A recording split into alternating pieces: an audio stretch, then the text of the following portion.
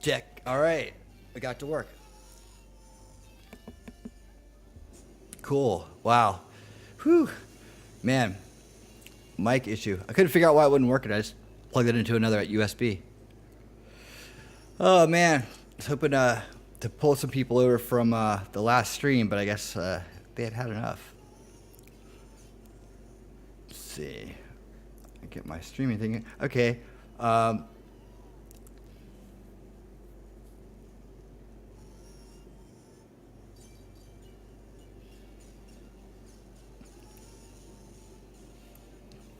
Let's just pull a video game out and play until people show up.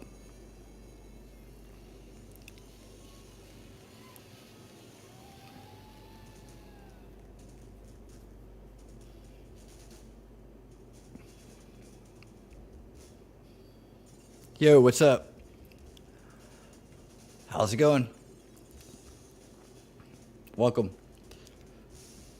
Let's talk. Pick your topic. Viewer choice.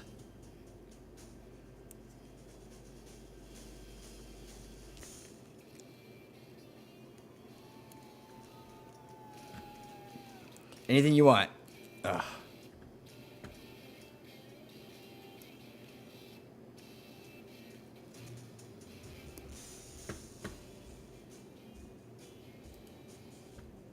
All right. Well.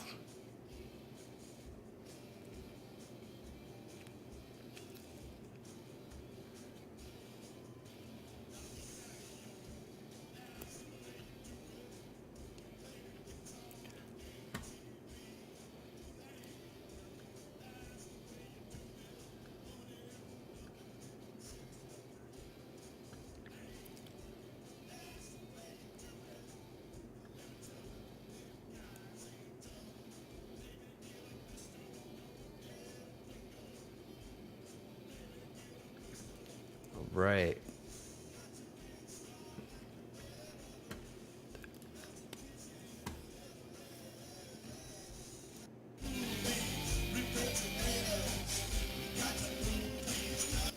All right. Oh, here you go. What do you think about the recent movie with the IRS? Oh, okay. Yeah, the IRS move. I think that one, it's a way to create jobs for just to say they've created jobs, but the I think they're gonna use it to go after small businesses, really, and the whole part about them being armed is that they've always been armed, so I'm not too alarmed about that. I mean, I've been hearing about them buying up bullets for like 10 years, so and it's always interesting until you figure out they kind of they do have an armed division, so I think that they just kind of like pull it that way. But yeah, the fact that they're doing that and that we're broke kind of like doesn't look good, does it? There are definitely people who are worried about it, and I'd say that they're going to go after people that are, they always go after people that are having financial problems, but that and small businesses, I think it's just a way to kind of like hold people down, really. They're going to find ways to get some money out of everybody. Since they can't really, have a good look raising taxes, they can just assess fines and get money that way. So, yeah, it's just a sign of the times, really. It's the ramp up, right? So they can't let things be good, and we had it good for 4 years before this when things were improving, at least. But they can't allow things to go well, because that doesn't do them well, and that also affects how much power and control they have. So yeah, I'm not surprised, and I wouldn't be surprised to see more moves like it. Yeah, so that's what I think of it. Symptomatic is, I kind of throw that in the symptomatic pile. If we get to the root cause, that goes away. And the root cause is just the people that want to run everything into the ground. and why that is. So I think working on the bigger issues help us get the smaller ones, the symptomatic ones, out of the way. Might as well try it. We haven't done it yet. Yeah, they're definitely. Hey, but you know what? If it makes some people a little bit more aware, that's fine. But I think the problem with it, hey, how's it going? We're just hanging out. Yeah, I was saying that I think that the problem is that if people get all hyped up about it and then they go find out, well, they've always been armed and they kind of calm themselves down. They don't see the real threat there of the kind of growing tyranny and the way for them to get more taxes without raising taxes. How you doing, America Shirts?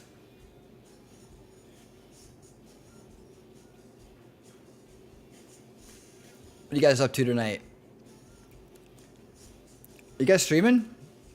Or I guess not. You're over here. Awesome.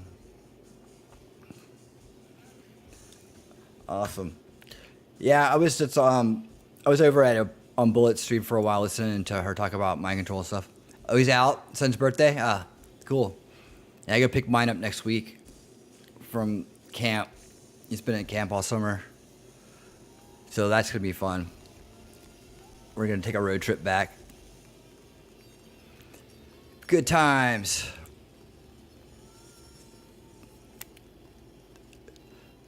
Yeah, man, we're gonna get a cheesesteak. And then we're gonna go to the beach. And then we're gonna come back to the ATL.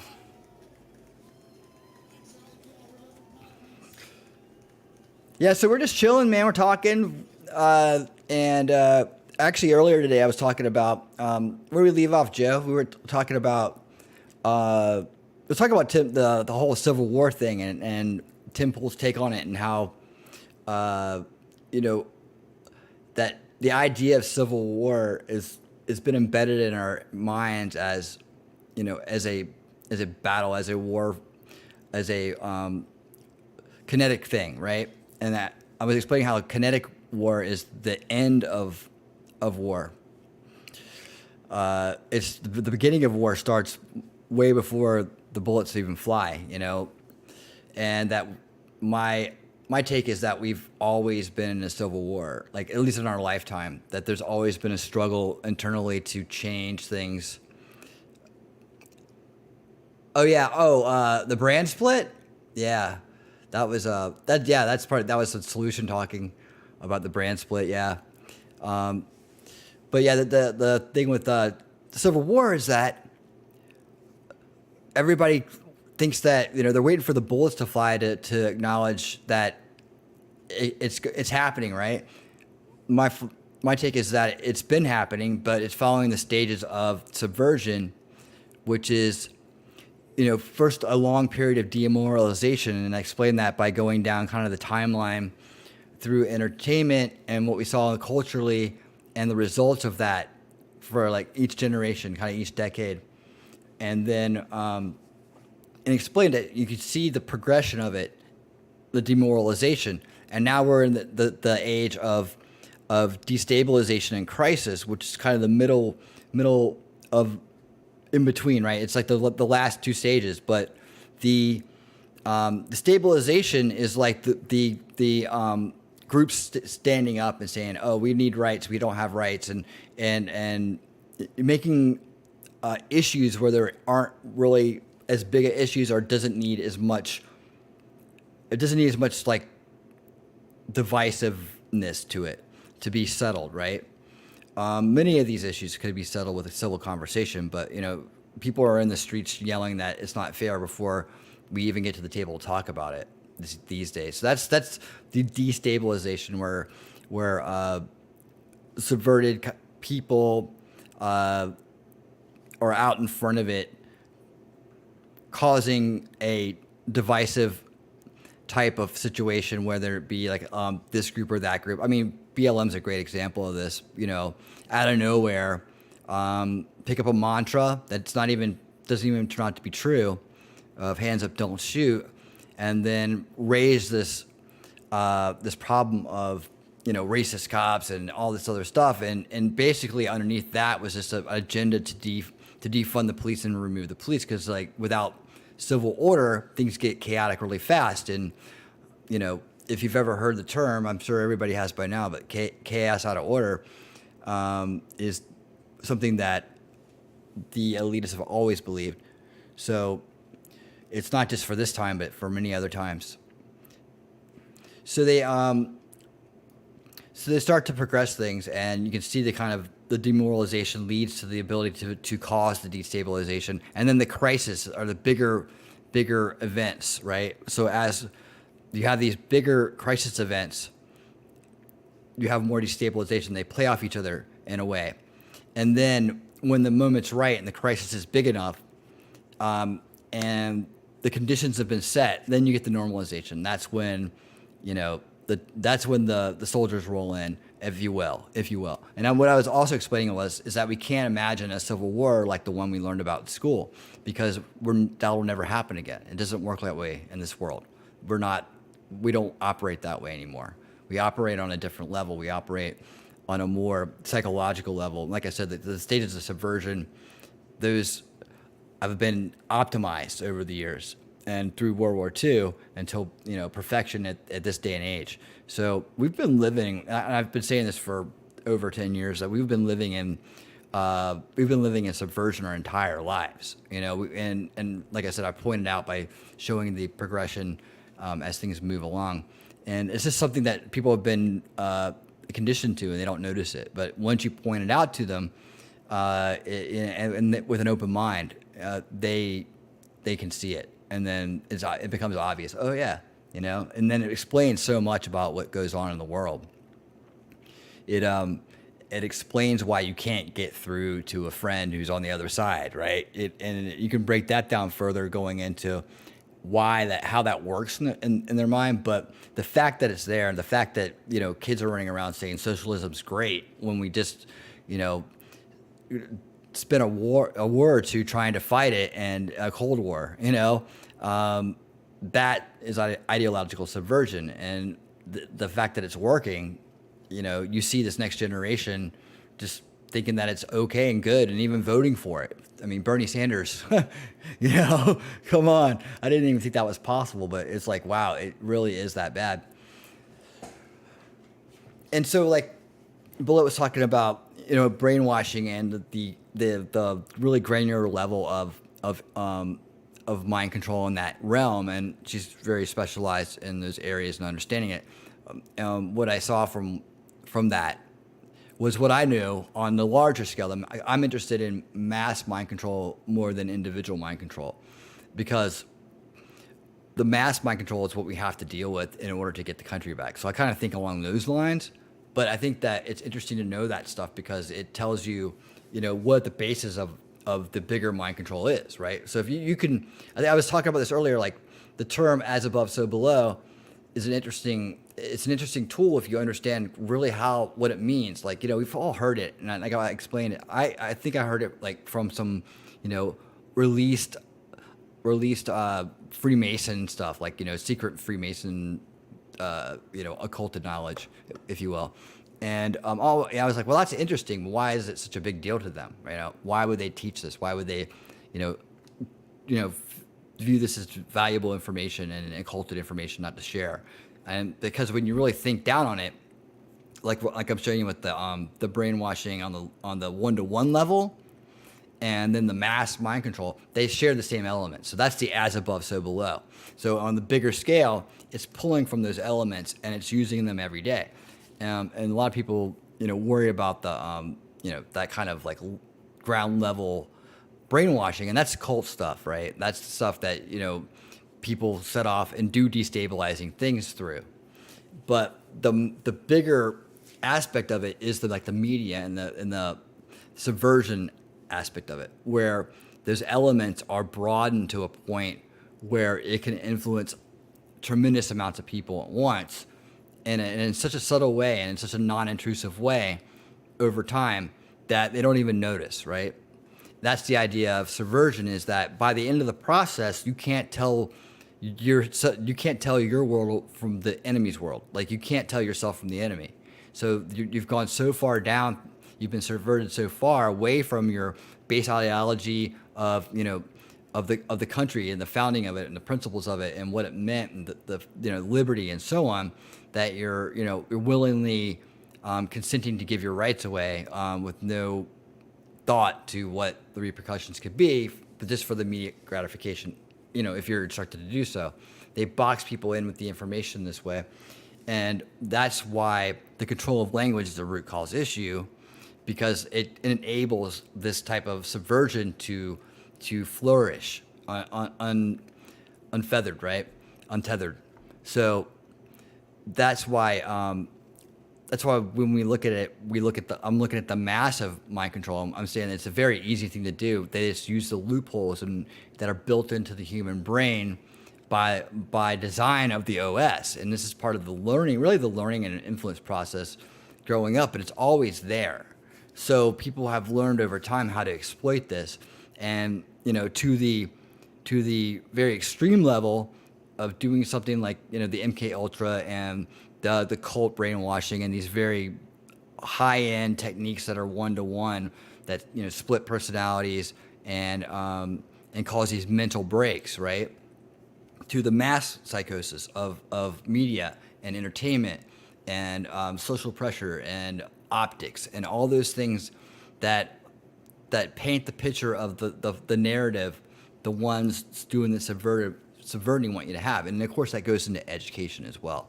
So they penetrate all these positions of power as they come up with this idea that this country and what it was founded on was bad, and what they've learned and what they've been told is the solution, is what needs to happen. So they're on their own revolutionary track, but it's just a very covert path, and they're just building momentum as the generations go by, and then they activate when appropriate, right? So we haven't even seen the final form of what's coming. That's the interesting part.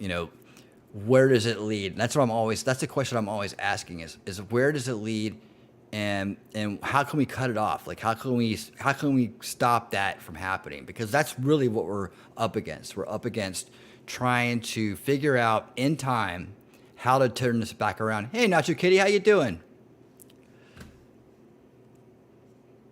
Yeah, it really is. Nacho Kitty, you're right. Some people are definitely there. It's actually amazing to watch. I know. It's over the top. And it is frustrating, But that's one of the biggest reasons I started down this path, is because I wanted to figure out a way to undo it. And I know that Yuri tells us, no way, that's not happening. But once it's in, and I think for a lot of people that's true. But I think there is a way to break the spell. There has to be a way to do it. So I take the reverse engineer approach, right? And so I'm looking at how we can remove the things that give the subverters or the people in power their power, at the root. The things that empower them that they can't go without. So that's why I kind of get into these things. I'm really interested in the mass mind control part of it and how the brain works with that. And I was saying that in reference to what Bullet was talking about on her stream earlier, with the really cultist type brainwashing, which is a totally interesting topic to understand, because on that smaller level you can see the bigger elements in society and how they're doing it. Identity, confusion. They're really rolling that out now, but it was kind of a slow progression over the years. There's a little bit of that here and there, but nothing to the scale that we've seen here. I mean, can you ever imagine? I don't know how old everybody is or where they come from, but just thinking about in your own experience, this has been really fast. It's happened really quickly. So for that to happen, right? A lot of things had to be in place first. A lot of barriers had to be broken down in order to allow that to be rushed in so quickly. And you can see that, when something as timely as the idea of gender that goes back to, the beginning, can be overwritten without hardly a challenge and just pumped out into society so quickly.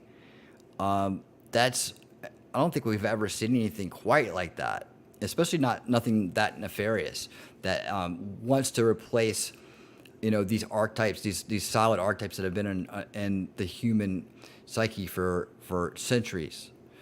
That is an amazing amount of power to be able to do that and to be able to do it unchallenged. So when you look at it in that through that filter, you're seeing quite just how bad it really is and how widespread it is. So to reverse that, we have to take a look at how people can fall into it and how we can break through the stages it takes to get from denial to acceptance. And that's the other big thing that you're always working against when you're talking to somebody who's been subverted is they have a false belief system and they're going to be fighting you and the denial stage and the anger stage as hard as they can. But getting them through that and on to acceptance is the real trick. And that's the one I've been trying to figure out for a long time. It's not that easy because you can't really, you can't just push them you can't push them through. That doesn't work. I think in the early days we were going out, with truth bombs, like this, a whole line of links to videos and articles and, paragraphs about this and paragraphs about that. We'd have everything all set up and ready to bust each bit of disinformation and to try to lead people down the path of understanding, what's beyond the first veil, what's beyond their boxed in view of the world through the media and the system they were born into. We were all born into this thing. So we had to escape at some point. Something had to pull us out of it. Now, for most of us, I would say it was, it was probably an event of some kind, 9/11, it could be any of these big, massive events where people are like, oh my God, something is really not right here. So anybody listening, tell me what was your awakening moment? What was your moment? I call it the moment of clarity, where something appears and you're like, this just isn't right. And more things it's probably more than one, but a lot of things lead to someone going, okay, I'm done believing what I grew up believing. I'm gonna try to sort things out and figure out what's real and what's not. And I talked about this last time about how like when that happens to people, there's another veil right behind the first one that you have to get through. You have to like bust through the disinformation curtain, right? You have to figure out what's real and what's bullshit on that side, because as soon as you get past the media, there's a whole nother set of hurdles you got to jump across in order to really get to the truth of things. See, I started waking up after 9/11 and the Patriot Act that followed. For reference, I was 17 in 2001. Okay, cool. Yeah, no, I'm right there with you. I would say that it was 9/11, and for some reason Katrina really got me. I was on the road at the time, so I was with a band. I was traveling the country, and we were based out of Pensacola, and that's where when all that hit. So we like brought supplies back, and like the guy that who was the band leader that I worked for, and he was he's actually somewhat of a legend in the southern grassroots scene. All right, he had a house down there, and like literally, a lot like trees fell through his house. So I went over to his house, and like the streets looked like about what you would expect, just like piles of debris everywhere. And I was driving through all this stuff to get over there, and he's sitting out in the driveway and feeding a stray cat like his leftovers from his takeout. And we just sat there and hung out, and it was crazy, man. I think he ended up just like, I don't know if they sold the house or if he gave it away or something, but it was trashed. It was like, I know he ended up moving to Atlanta after that. But yeah. So that really kind of got to me, and it kind of like was like, well, we're not even helping people out when this is going on. What kind of government is this? And I was already having my issues with, the whole student loan thing, and it's being like, I feel like I'm gonna be in debt the rest of my life. Yeah. Yeah, right. Yeah. There's like I was like, why aren't they helping these people? Well, maybe I don't know. I might have been a little overboard on that, but it just seemed like it was being ignored. Maybe it was, maybe it wasn't. But I know that there was a lot of weirdness going on in that too, with guns being confiscated and so on. But it didn't matter because what it led me to understand was and do a lot of research, and then you start understanding that the parties are the same. At least in that day and time, it was really easy to say that. I think this day and time, we've actually made inroads to kind of changing that paradigm. Now, we tried for 3 different presidential elections. So the last one worked, and then we lost the rematch. But the idea was just to get in there and kick the neocons out, because with the neocons in power of the GOP, it was a false left-right paradigm. They were just working together behind the scenes. Like, people would spend all night long yelling at each other about Obama and Bush, or Clinton and Bush, right? Clinton and Bush, they would fight and fight and fight about that, go back and forth. Meanwhile, Clinton and Bush are out there on their yacht partying together, hanging out, It's like, guys, do you see something wrong with this? Yeah. I mean, I was like, everybody's fighting about this. It's a big deal, right? But they're out there, partying it up together, laughing their asses off. So it was imperative that any kind of progress had to start there. Like, there was no way to get any further in the fight to try to turn things around than to make that first step of getting the nomination, that first step of winning the White House, so that the neocons would go running. And as predicted, sure enough, and I said this back when Ron Paul was running. I was like, if Ron Paul gets in, the neocons are going to run to the left so fast, it's not going to be funny. So they're going to run over there with all their money and put it up. That's when money was like a concern too, because Ron Paul didn't have any. We had to do the money bombs to fund them. But but the thing is that I was like, they can't stick around if he's in the party, right? It's like they got to go back to where they're from. So The Simpsons nailed it when they did a bit where the aliens took the identities of Bush and Gore. It doesn't matter who you vote for. I remember that. Don't blame me. I voted for King, right? So that was the big thing. And Ron Paul is part of it, in the sense that he showed me that there are different types of Republicans out there, and that the ones that were in there. See, I'd already gone and said, okay, look, I'm going to go look up conservative and liberal and make sure that I know exactly what those things are, right? And when I did, I was like, neither one of them are acting like what they're supposed to be acting like according to these definitions. So I was like, they're more acting like each other. And my dad even brought up to me, he goes, you ever considered they work together? I was like, So a little bit of digging, you find out Bush and Kerry were in the same fraternity, right? A little bit more digging, you find out that that every time the left had done something that nobody liked policy-wise, the right left it in and did something that nobody liked policy-wise, and then the left left it in. They did that forever. Like, they just keep ramping things up from each side, pretending like they hated each other. It was WWE for so long, So that's why it was important that the first step was to break that paradigm, because without it we couldn't get anywhere. And I tell you what, before we even got to 2012, right?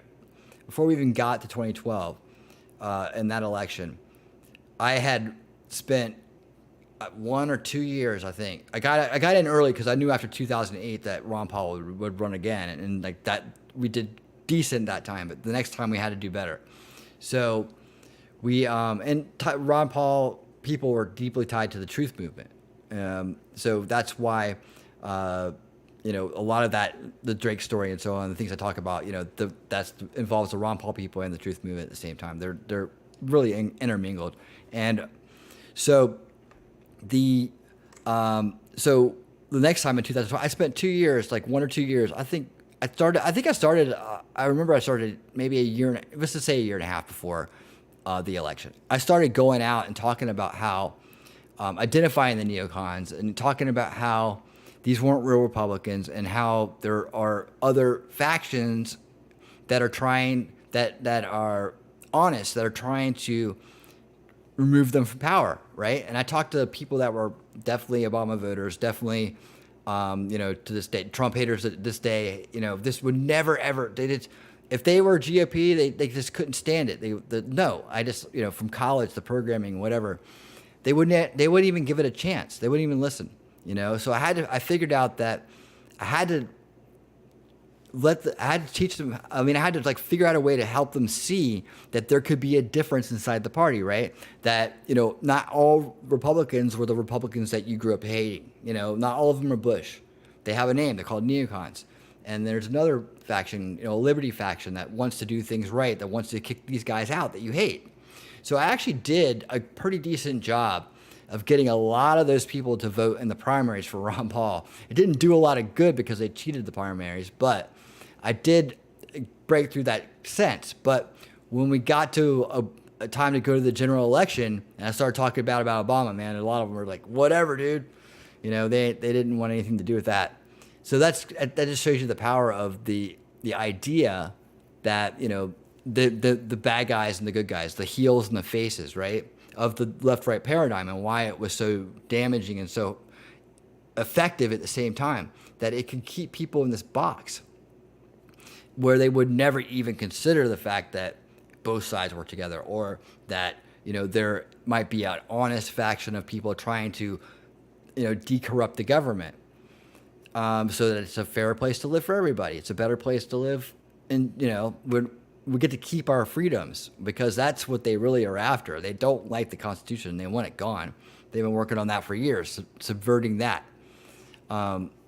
So it worked somewhat, but it's very difficult to get people to see that. Now, what happened was the inspiration of the Ron Paul revolution, though, fueled Bernie Sanders' rise. And no one will give the Ron Paul people credit for that. But I know it's true because I watched them do the same exact thing we did and think it was the same thing, right? So the way that I won over a lot of people from Bernie Sanders was I said, they're friends of mine. I said, look, man, let me tell you something. Here's what's going to happen, right? Bernie Sanders is going to take all this momentum and all these people, right? He's going to take you all the way almost to the finish line. And as soon as they tell him to bow out, he's going to bow out and toss all you guys over to the establishment candidate. And I'm like, no way. He's so far ahead. This can never happen. This could never happen. I'm like, look, super delegates. That's how they're going to do it. It's the left. They own the super delegates on the left, and that's how they do their system.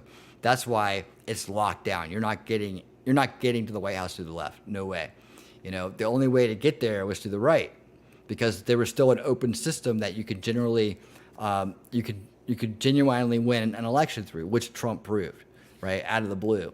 He proved that you have to be independent of the establishment, that you have to be wealthy in order to protect yourself and in order to be above their influence. He proved that you have to be bolder than just right. Where Ron Paul was very right about things, but wasn't as bold as him, and didn't have the same fight that you need to take on a bully. And that's what we're dealing with. We're dealing with bullies. We're dealing with bullies that that have been roughing us up for years, and we just haven't fought back. So that's why Trump was appealing to so many people.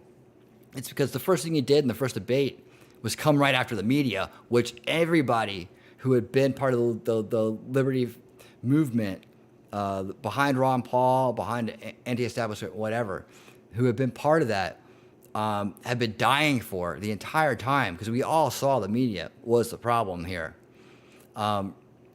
Wasn't a celebrity either. Oh, Ron Paul?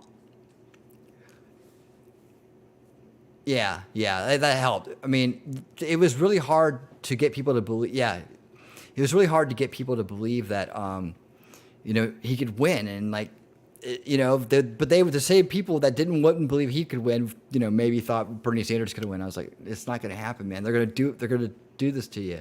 So no, I pulled some people out that were literally working on his campaign, and they're the next one. They're supporting Trump. And the thing that happens is, if they're honest people, they end up defending Trump because they don't want their people to be taken in by lies. And I think that's how we all kind of start, right? I mean, that's how I felt. That's why I went out and did the activism I did during those days, because I didn't want that to happen. And through that, ended up learning a lot about how all this has worked and why I couldn't get through to the people the way I was trying to get through to them. Why that route didn't work. Why no matter how much information I gave them, it wasn't going to make a difference. And half the time they just ignored it. They want things to be a certain way because they're locked into this belief system. So you start learning about how the mind works and why mind control works. And you know what? Like I think I said it last time, but a lot of mind control is self-mind control. It's the mind control that people do to themselves, right? And this battle that they have to hold on to a belief system they don't want to let go of. So be surprised how much of it comes from just the individual themselves. Like I think I told, oh no, what is this? Oh no, what is this? I got my first bot? What? Oh no, wow. Hey mods, you guys know how to deal with this? Oh, this is fun. Fire drill. Let's see, what do I do here? Oh, nice. Somebody knows what they're doing. Okay, I'm just watching you. So how do you stop them for good? Do I have to report them, remove them? How do I ban them?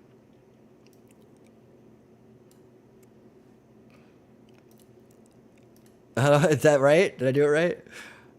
Okay. How do I stop them? Do you have to just keep doing this till they stop? Will they keep coming? Well, I must be getting popular if I got a bot attack, right? Over here in the Shadowlands, man.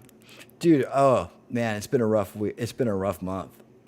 Literally have been like, the establishment's after me.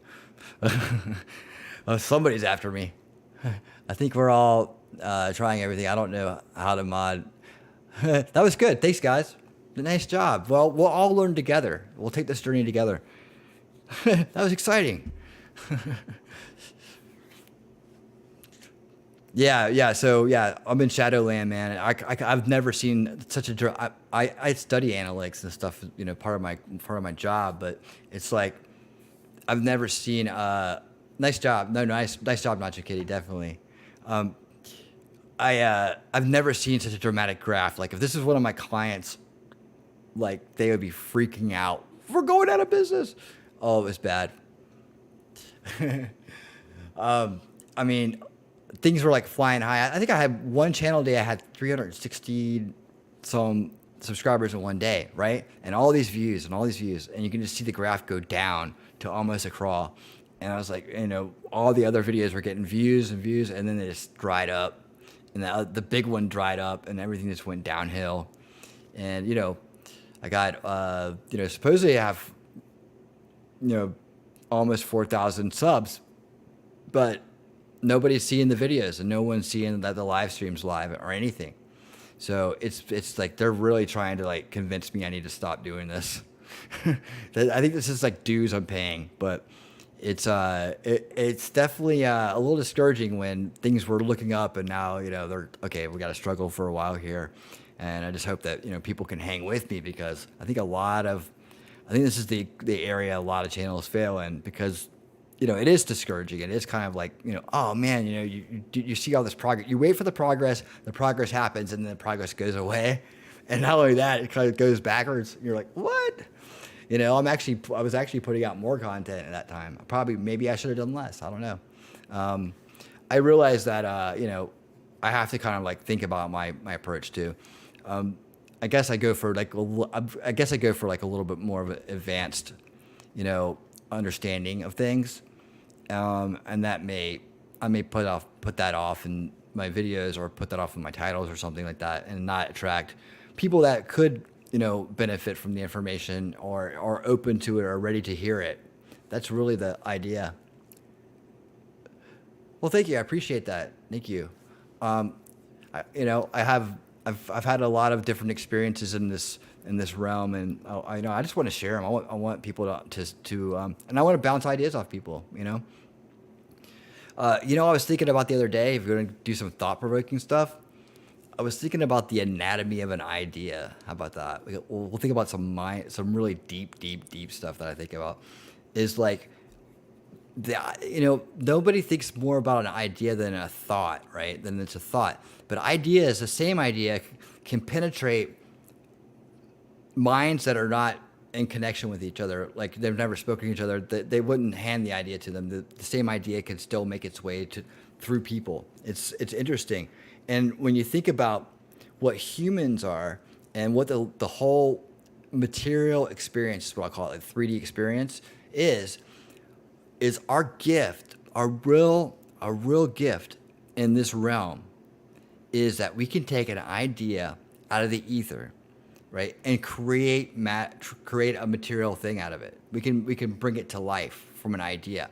So an idea, a series of neuro connections in our brain how we remember it, but the essence of the idea itself, right, can live on long past us. Like Ron Paul would say, ideas are bulletproof, right? They're powerful, and people know how to use ideas in good ways and bad ways. And they're so strong, they take on a life of their own. That's why Subversion works so well, is because of that.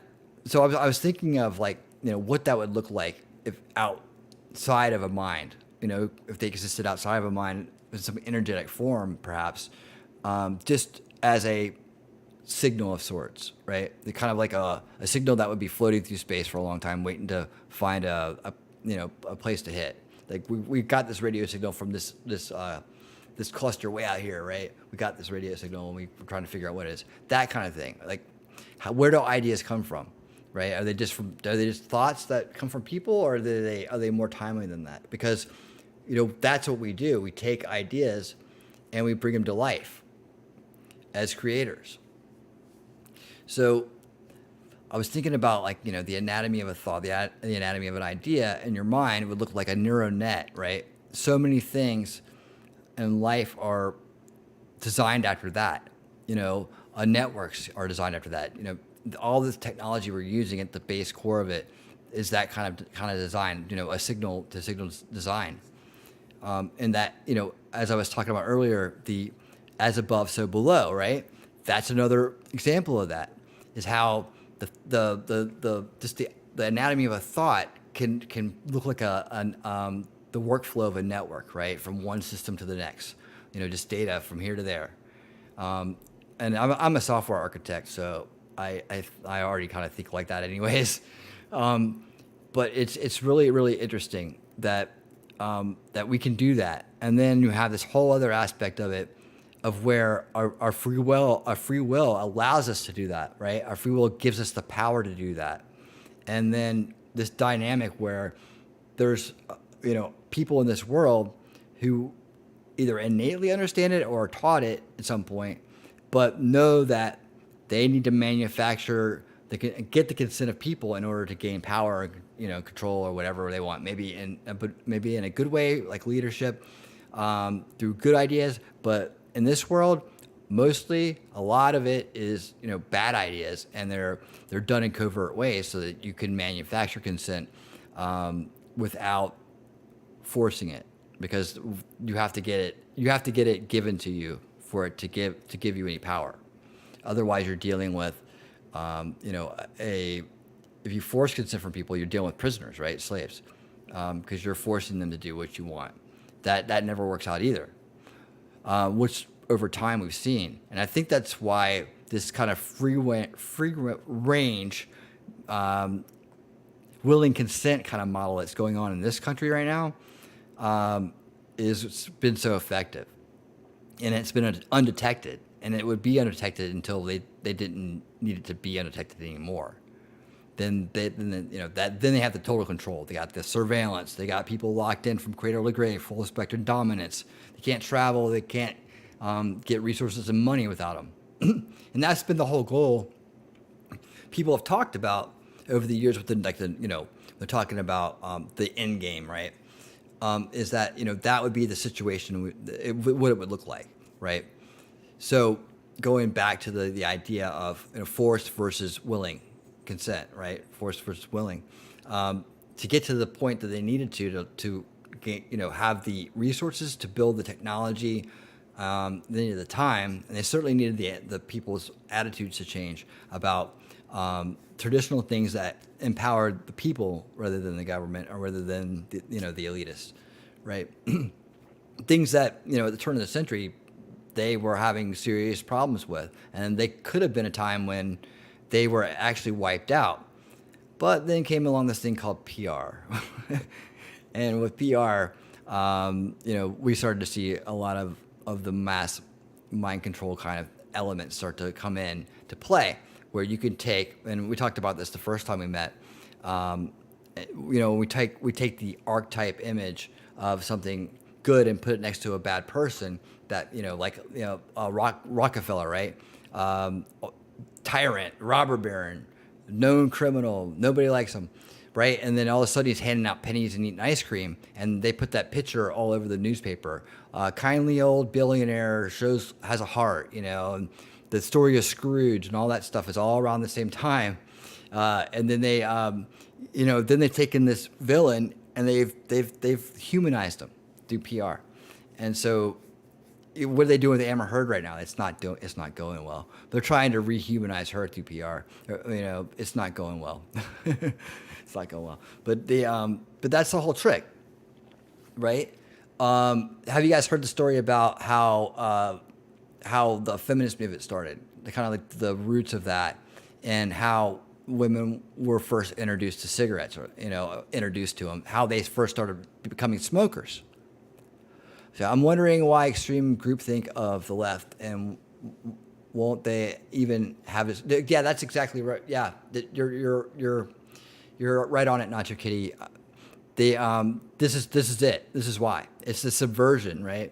It's the subversion. It's the false belief system, and it's all of them reinforcing it. So the idea is that once a generation is subverted, they turn subverter. Right?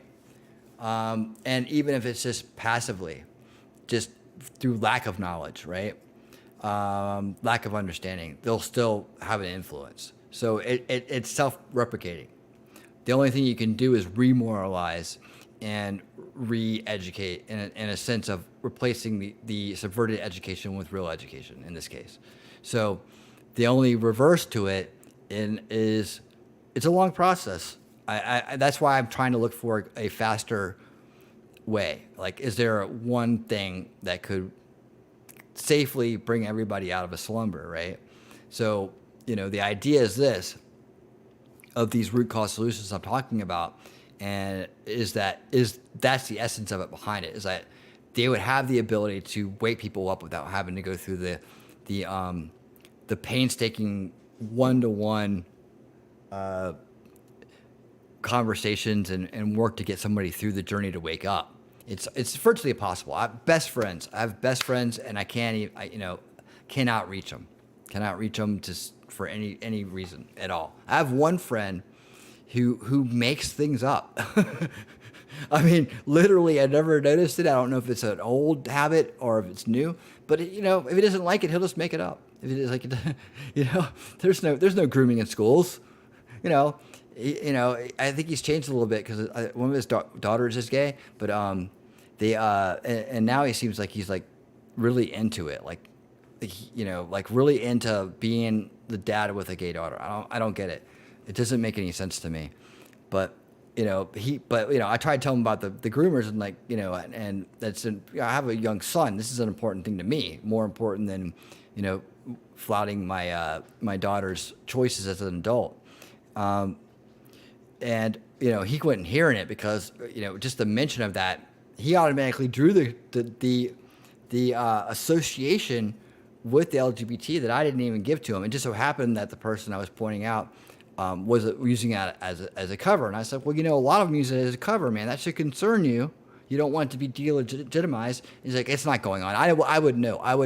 I'm an expert at this. That's what he told me, right? So if you saw my video, the Groom Doctrinators, it's the same one, the Eric Roman guy, right? A lot of people put a video out about him.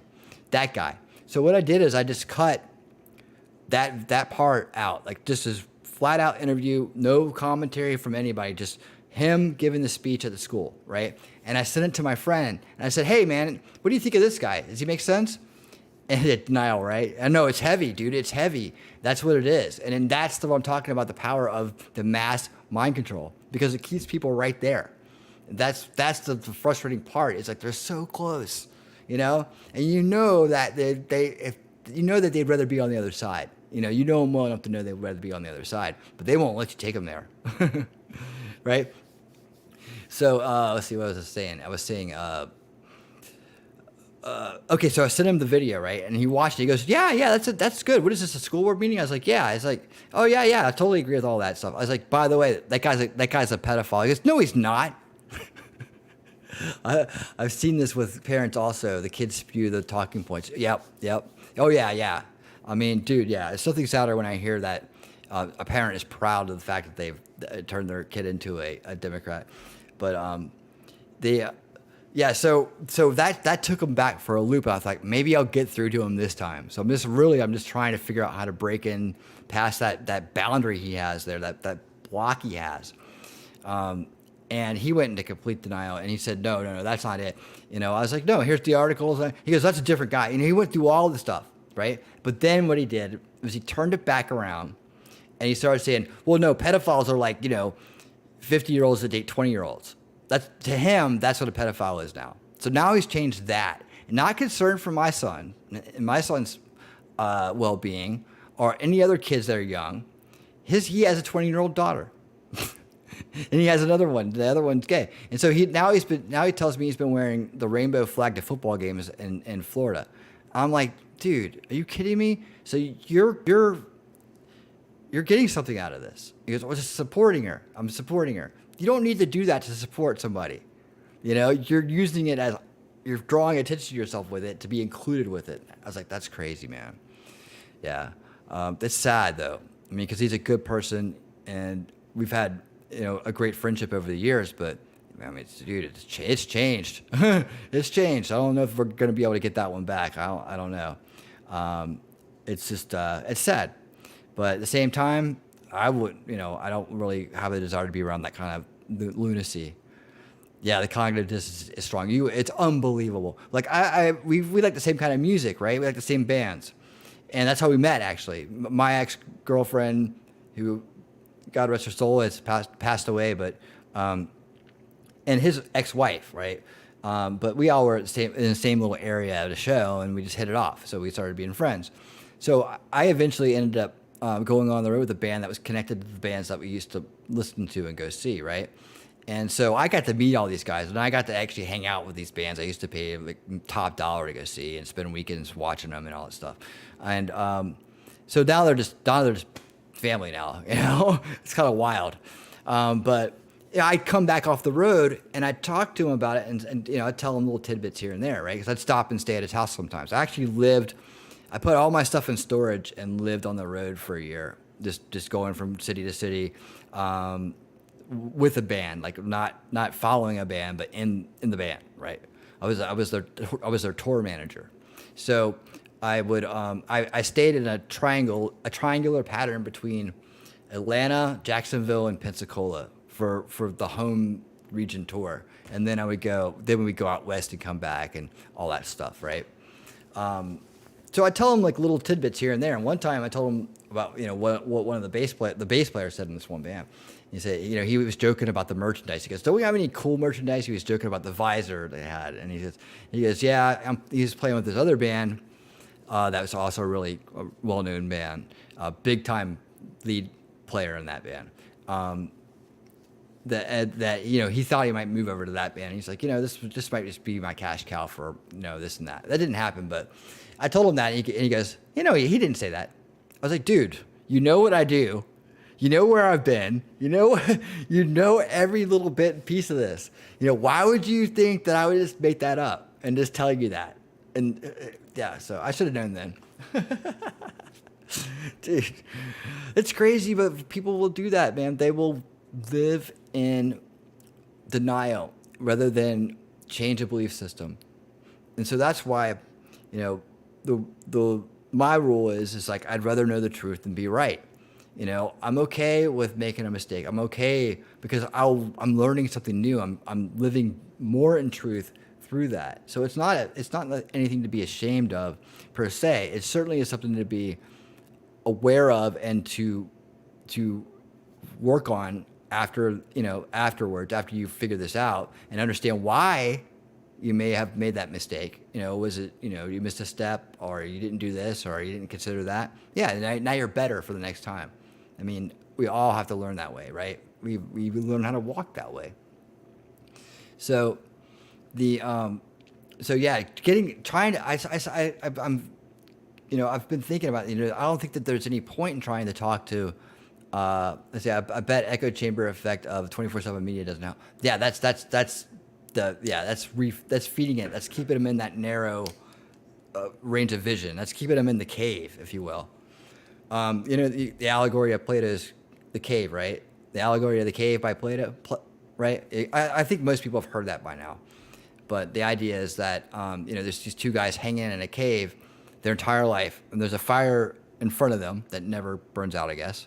Have you guys heard it? I won't repeat it if you've heard it. But you can apply that allegory to, yeah, you've heard it. You can apply that allegory to this situation, right?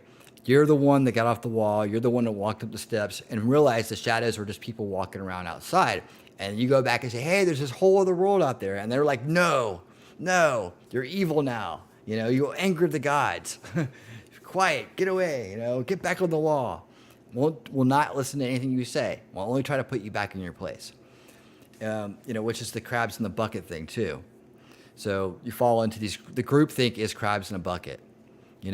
If you fall into the group think and you're trying to work your way out of it, they pull you back in. You have to get away from that stuff when it happens, because there's really just, I was in a whole scene full of crabs in a bucket. Everybody just pulling each other down constantly. Some of this stuff I guess is good. That this time happened, and I always figured it would. I really did. I've said it way back when. I said the time will come when people will have to choose sides, right? And I had already kind of come to the conclusion that it was, establishment versus anti-establishment. I didn't. There's no other way around that, But it's a matter of helping people understand what the establishment is, and not making it sound so far-fetched that people couldn't get a hold of it. And exposing the left-right paradigm, I think, was a good start to that. But nowadays, I think that people that are even outside of the establishment don't adopt the anti-establishment as their base, right? Authority versus liberty. That's right. Yeah, no, that's exactly right. Yeah, and we're the rest of them, right? It's the establishment versus the rest of us, and the rest of us is the ones that have escaped their influence through the grace of life. We're lucky. Or maybe some people, right place, right time. Some people just right disposition, good upbringing. There's a lot of different elements that help people escape it. And then there's some people that don't. And I have identified one type of person who definitely has the hardest time escaping it. And that's what I call the happy-go-lucky, right? The happy-go-lucky. You guys know that you know these people, right? And you who knows? But you definitely know a happy-go-lucky person. Okay, this is a person who's had stability their whole life, who's become very successful in life, who's had all the good luck, all the good things go their way. Likely in a good marriage, good relationship. All the things. So I always had a problem with authority. Just died in the war. So yeah, me too. I've always been anti-establishment. I was like, my college friends were a little surprised at my what I guess they would consider a turn towards the bad guys or whatever. But it's not really that. It's like, dude, I thought you guys were anti-establishment too. That's what happened to me when I started playing music in the hippie scene. I was like, I thought that was, had no idea, but I thought that, and there's a lot of libertarians that hang out in that scene, by the way. But I thought that was the anti-establishment, kind of like they were kind of like, hey, we just want to be left alone. No, that's not what it is. I found out that the hard way. But I mean, at the time you could walk around and you too? Yeah, dude. Yeah, man. I was very shocked about that. Now they're really radical. But I mean, at the Ron Paul days, I could at least put a Ron Paul sign on stage next to me. I played in bands too. I wasn't just a tour manager. That was just when I toured. But I could put a Ron Paul song next to me on stage and not get too much flack about it. Like everybody was cool about it. Either that or it's the fact that I toured managed was one of their heroes. I don't know. That faded. But so the idea is like, you know, that's not it. But I actually did do a good thing with that whole community, and I actually did create a kind of a libertarian collective out of it for the music part of it, because we were local acts and together we shared the same crowd. So I just started kind of like organizing it in a way that everybody didn't play against each other, like in town. So, and then we would do big events together, right? We were already playing big festivals together at different places. So it was kind of natural. A lot of shared members, band to band too. So that worked out to where everybody got paid more. So the shows were bigger. They were always packed out. It became the shit. Everybody wanted to go to these shows. And the bigger bands would help the littler bands out who would open for them. Everybody was making money. Everybody made the most money they'd ever made, and probably still have ever made during a time period, because we were making so much money, you know? And we did really cool big events, you know, like that have never been done, like with CD release jams where the band who had released a CD, the other bands would come and play a song off of their CD, their style, right? And then they would sell the CD at the door, and then they play either their CD or they play some new songs, right? But the idea was that, you know, they got to keep the whole door to help pay for their studio work, right? And that worked out for everybody. A lot of bands took advantage of that, and it was fun because you got to see your friends play your song, you know? It was monumental. No, you won't see that anywhere. And that made a lot of money too for people. And these people that were struggling musicians. So having had the experience of being a struggling musician, I wanted to give the gift back. I wanted to give that gift back. I felt like the time that I got was a gift, and I wanted to give the experience and all the things that came with it, all the doors I could open, all the people I knew at that time. I wanted to give it back to local musicians who were really good and really wanted to make it. You know, at least that seemed that way. But they were really good. We had a stacked talent, man. Stacked talent. Great song. In fact, the song I played when you guys came in was one of those bands. Actually, the two songs I played were both two different bands of that era. So,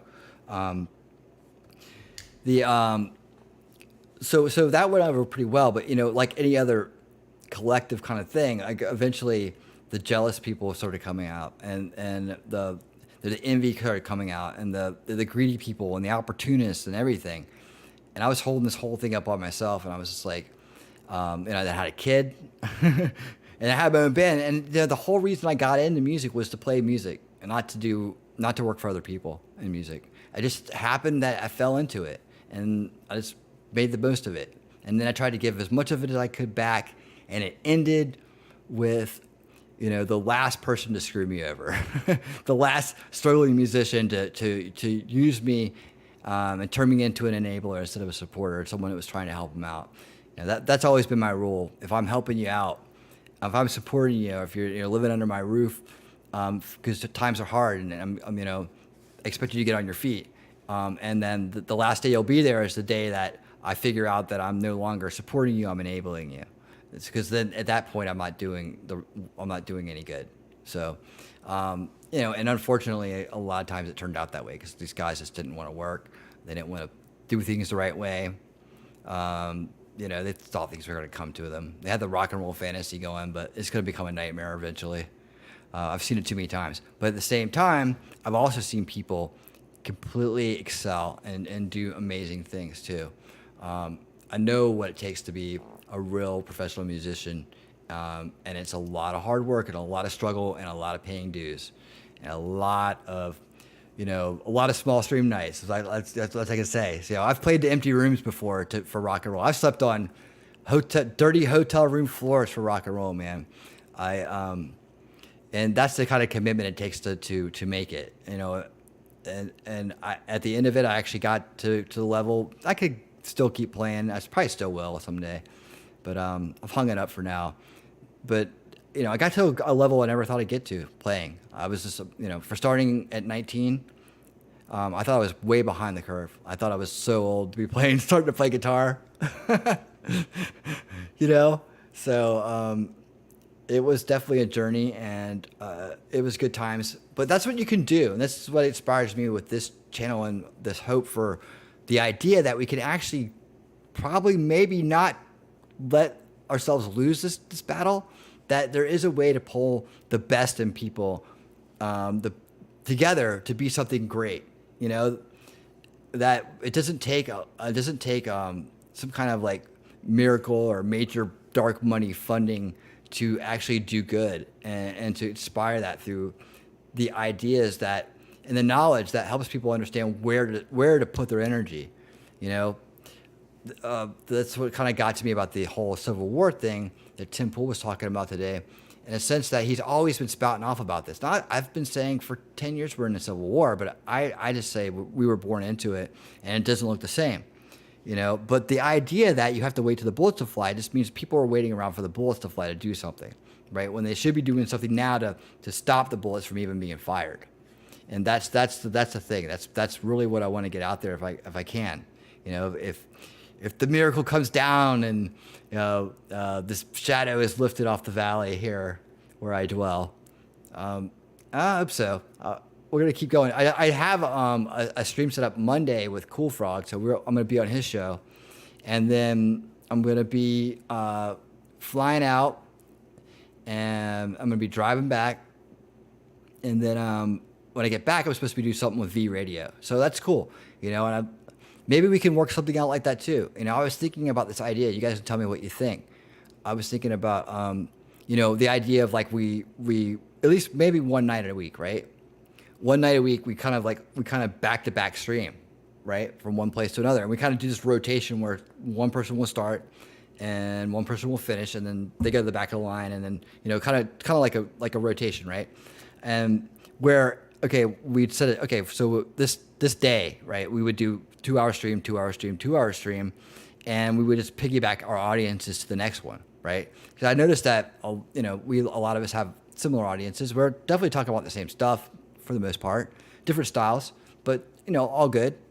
So maybe the same thing can happen where we take advantage of the fact that you can forward an audience to another streamer, and we try to help each other grow. And as we help each other grow, we promote each other. That would be the same model I use with those bands, just in a different way. Because we all marketed ourselves. We marketed each other. So if someone was having a show that night, we're like, hey, go see my friends in this band at this place. We always would. We were attacking from all angles, right? I think that was genuine and above the board community. Like really friends helping friends. Following their passion and their dreams. And people enjoying it. And the idea too was that we didn't have our friends who were came to see us play driving from bar to bar, night to night to see two of the bands they like play, right? One's playing this time, one's playing this time. We didn't have competing crowds, so we didn't have people switching and driving around after they've been drinking from place to place. They stayed stable in one place, and then we'd be all set, and we'd have a bigger crowd. So kind of the same thing with this idea. So I would probably kick this one around a little bit because I know that everybody could use the help. I certainly could use the help right now. It's kind of funny that I have, close to 4,000 subscribers, and I can't seem to get anybody to come to a live stream. Out of that large number of people, right? So yeah, they're playing games with me. Let's see. So have you guys want to switch gears for a second, or we can keep going down this way? Hold on, you guys. Here, let me do something really quick here for you.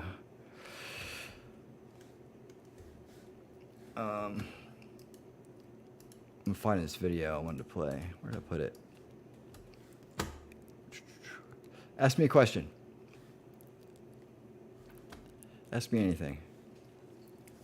Might have to do shorter streams back. Yeah, that's what I'm thinking, like 2-hour sets or something. It's worth discussion. I don't want to.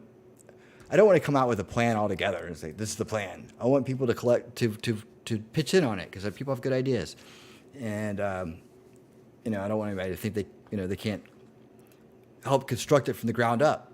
You know, I'll throw the foundation out there and see what we can build.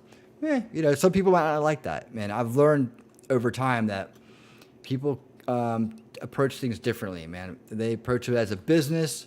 They're looking at it that way. They might not be as inclined to want to share because they might see it as taking away from themselves. Some might see themselves as not getting a fair return.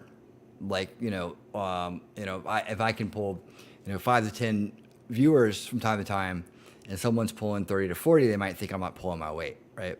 It could happen like that. There are people that will look at it like that.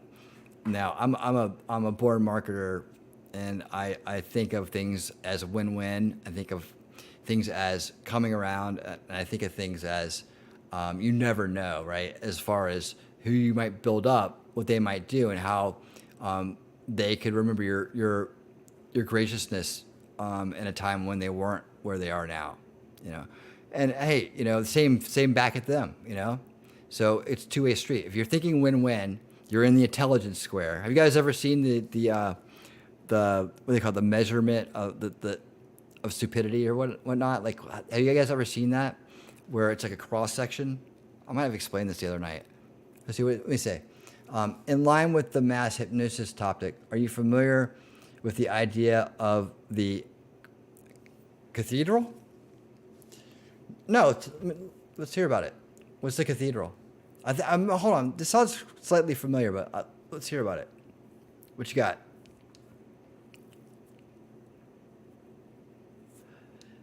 Yeah, I not you kidding. I encountered all kinds of different scenarios doing what I did with that group.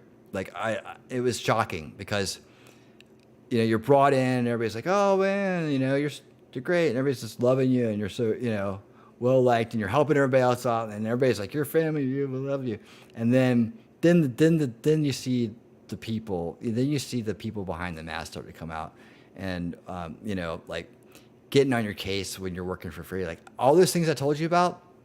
I never took a dime from them. I never took a dime, and I wasn't always employed during those times either. Now, some of the bands that I managed insisted on paying me, a cut. Like the main band I worked for, these were friends from college. They insisted on paying me. It wouldn't have felt right. I was like, so I took it because they insisted on paying me. They said, you should get paid.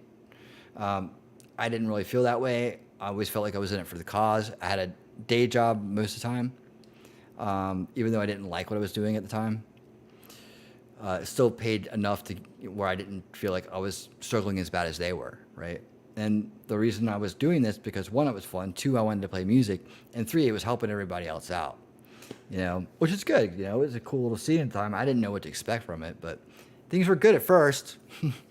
Then they got, this person. Then this person is jealous because I'm booking all the bands at the bar where his girlfriend worked, and he doesn't look as cool now because he's not like, I don't know. It's just narcissistic people, man. They dwell in these scenes, and that's a sad fact. Is like, literally, they saw it was selfless, and they said that's my new target. So, and then what happens? They want to take it over. They want to do it, and then they don't do it as well. It's very shallow though. That you help people out like that, and then they're like, oh no, I'm gonna make sure it's mine now. But what they didn't know is I didn't really want to do it in the first place. I wanted to play music, so I did that for as long as I wanted to, and then when I didn't want to be around my ex anymore, I said goodbye because it's essentially the idea that the media, universities, and government are in lockstep pushing a cohesive narrative. Curtis Yavin is the guy. It's interesting stuff. The elites of society and their cathedral dictating to the unwashed masses. Oh, I totally agree with this. Yeah, absolutely. The one thing about it is like, people will say, okay, now you're talking conspiracies, right? And I'll point back to the conspiracy of an idea. Like, you don't have to be organized to do the things that are going on, right? You just have to push things in the direction they need to go. You have to be influential, you know? You have to have a reason to be influential, and then you can do that, especially if you know who you're talking to and what you want them to do, and you know how to exploit that because they're the one basically who helped them get there. So, yeah, I mean, I don't think that there's, it's the KGB anymore running Subversion. I think they modeled it. I think they modeled it after the Art of War, and I think they modeled it in such a way for their particular purposes. But it worked so good that people, the elitists, were like, we're going to just adopt this. We're just going to pick up where it left off, use the paradigm that exists, and use that to divide people next, to destabilize, bring people to crisis, to normalize our change. And that's what they're doing. They're trying to do it without firing any shots, which, I mean, I think that at some point they'll just turn us on each other, but I don't think they want to fire any shots. But yeah, I would agree. And I think that they've always been in their cathedral. And I think that's the nature of their condition, right? And I think they bring a system of power for them, and that are thought to be unassailable by us. It's about creating systems of power for them that are thought to be unassailable by us. Exactly. And that's an excellent point. And I think people forget about like the monarchies and how they operated and stuff like that because they were so brutal and upfront. They had to readjust that model in order to stay in power. Same family lines, I'm sure, or same type of person, if not a descendants, right? If not, because they do like to keep things in the family. So they have to now it's about manufacturing consent rather than forcing consent, right? Back then they manufactured consent through protection and food, right? You come inside the kingdom, you get all this stuff. You do what I say. You pay me taxes, right? Kind of the same thing. Now it's more of a free range prison, right? But do we have the illusion of freedom or actual freedom, right? I say as long as corruption's in power, we have the illusion of it because they could take it away at any moment. And when they want to do something, we can't stop it. So that's what I'm saying. Like taking away the power that gives them that elite, the cathedral seat, right? That's what would crush them. And that's why the acknowledgement of what it is and where all the problems come from is key in this, to kind of break and redirecting people to the right target. One of the solutions for unity or for division that I have is about how we end racism, right? This is an interesting story. Hold on. I want to do something first before I tell it, because that's going to go on for a while, I can tell. There's a 3-step process that I've come up with that, hey, Cool Frog is streaming right now. And he just came on. What the heck? His shirts was just over here a little while ago.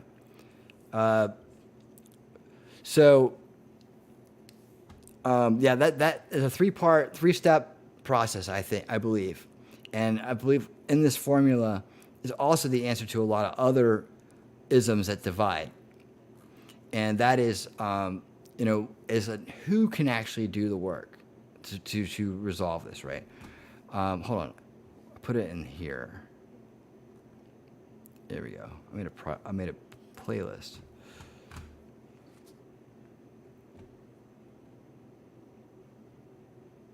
Oh, 1 second, I'm just looking.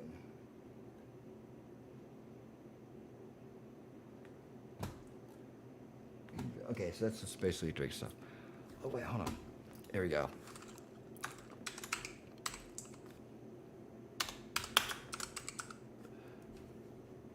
There we go. Hold on. I'm pulling it up. Have you guys seen the Yuri stuff? Let me pull this up. Here we go. This is the man. This is the biggest red pill in the world. If you haven't seen this yet, you're prepared to be amazed. Make sure I got the volume right. Okay, that might work. Get this right. I'll get better at this. Workflows are my thing.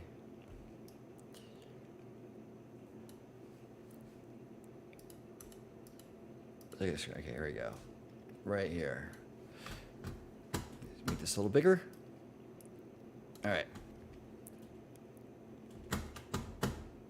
And here we go. Have you guys seen this? In a dictionary or criminal code to that matter, usually is explained as a part of activity to destroy things like religion, government system, political, economical system of a country. And usually it's linked to espionage and such romantic things as blowing up bridges, sidetracking trains, cloak and dagger activity in Hollywood style. What I'm going to you're gonna love this. now has absolutely nothing you guys want to do with the why do I have cliché subtitles? of espionage Oh my or gosh. KGB activity Hold on. of collecting information. I thought I had a good channel. Let me get another one because that's distracting. I had a guy that I liked his stuff. Yeah, this guy right here. This dude. Let's see. I just want the regular one though. He does a lot of analysis on this. I'm like, dude, thank you for doing this channel because this was the biggest thing I wanted people to know 10 years ago. But does he have the full? He didn't have the full one. Hold on. It's not the way I can find it really fast. Let me go back to this one.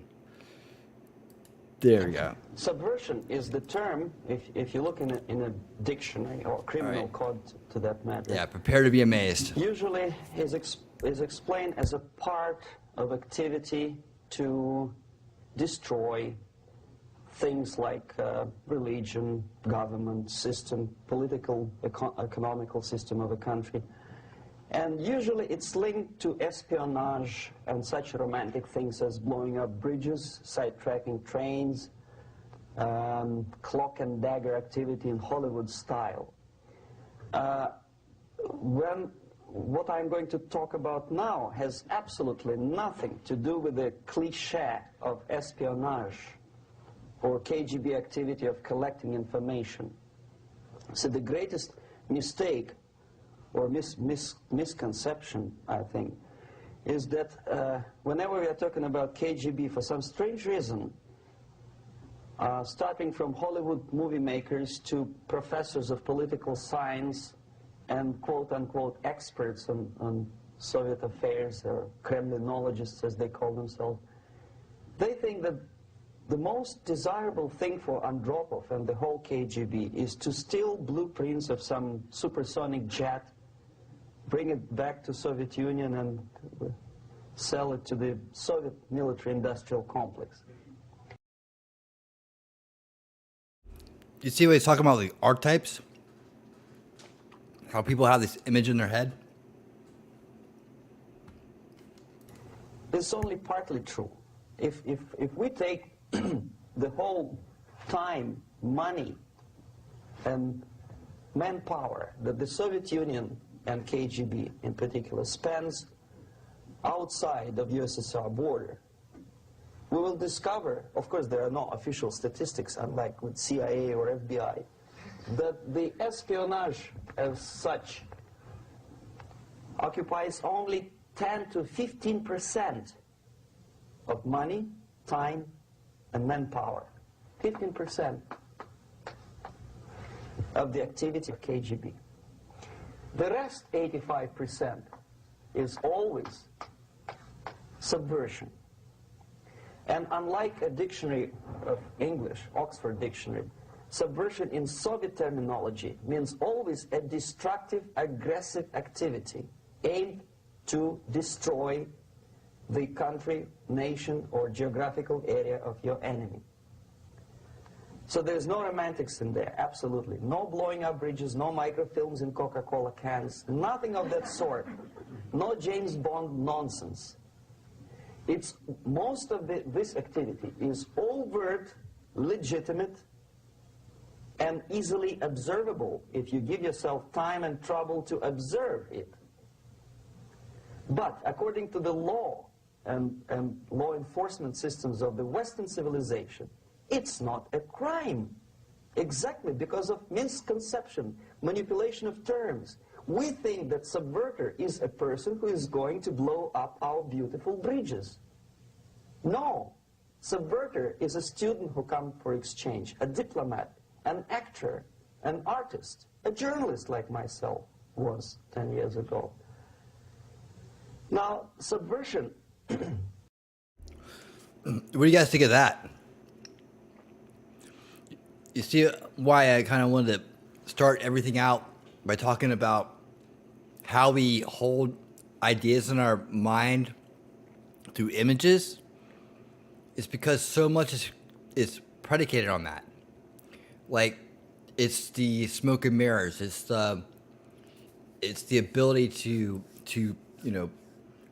pull a con through expectations, and the way that they hide in plain sight is, almost like our own personal mind control, right?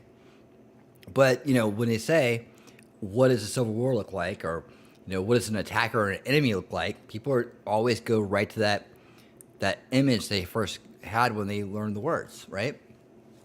Very powerful. So this is why subversion is like at the root of all of our issues in society. It's the delivery method, right? And it's the process of changing hearts and minds into something different than what they once were, legitimate to illegitimate. So here we go. I'll get it going again. Is an activity which is a two-way traffic. You cannot subvert an enemy which doesn't want to be subverted. If you know history of Japan, for example, before 20th century, Japan was a closed society. The moment a foreign boat comes to the shores of Japan, the Imperial Japanese Army politely tells them to get lost. And if American salesman comes to the shore of Japan, let's say 60 or 70 years from now back, and says, "Oh, I have a very beautiful vacuum cleaner for you," with the good financing, he says, "Please leave us, we don't need your vacuum cleaner." If they don't leave, they shoot them to preserve their culture, ideology, traditions, values intact. You were not able to subvert Japan. You cannot subvert Soviet Union because the borders are closed. The media is censored by the government. The population is controlled by the KGB and internal police. With all the beautiful glossy pictures of Time magazine and Magazine America, which is published by the American embassy in Moscow, you cannot subvert Soviet citizens because the magazine never reaches Soviet citizens. It's collected from the newsstands and thrown to garbage can. Subversion can be only successful when the initiator, the actor, the agent of subversion has a responsive target. It's a two-way traffic. United States is a receptive target of subversion. There is no response similar to that one from United States to the Soviet Union. It stops halfway somewhere. It never reaches here. The theory of subversion goes all the way back 2,500 years ago. The first human being who formulated the tactics of subversion was a Chinese philosopher by the name of Sun Tzu.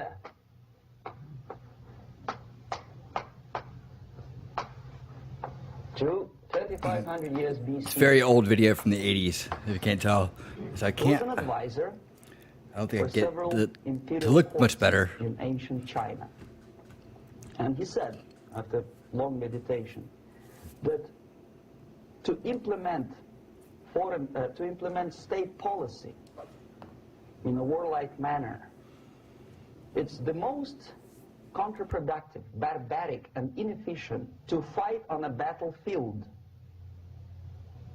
You know that war is continuation of state policy, right? So if you want successfully to implement your state policy and you start fighting, this is the most idiotic way to do it. The highest art. Let me give you guys some background real quick. I realized I didn't introduce this right. So Yuri You guys have heard of, I always want to say it's G. Gordon Liddy, but I know that's wrong because I think of it too fast. But it's the dude who wrote the monster from Jekyll Island. He's done so much work. Let's see if they put it in the description here. He's in another one. He's in another one we can watch too that has the sit down interview.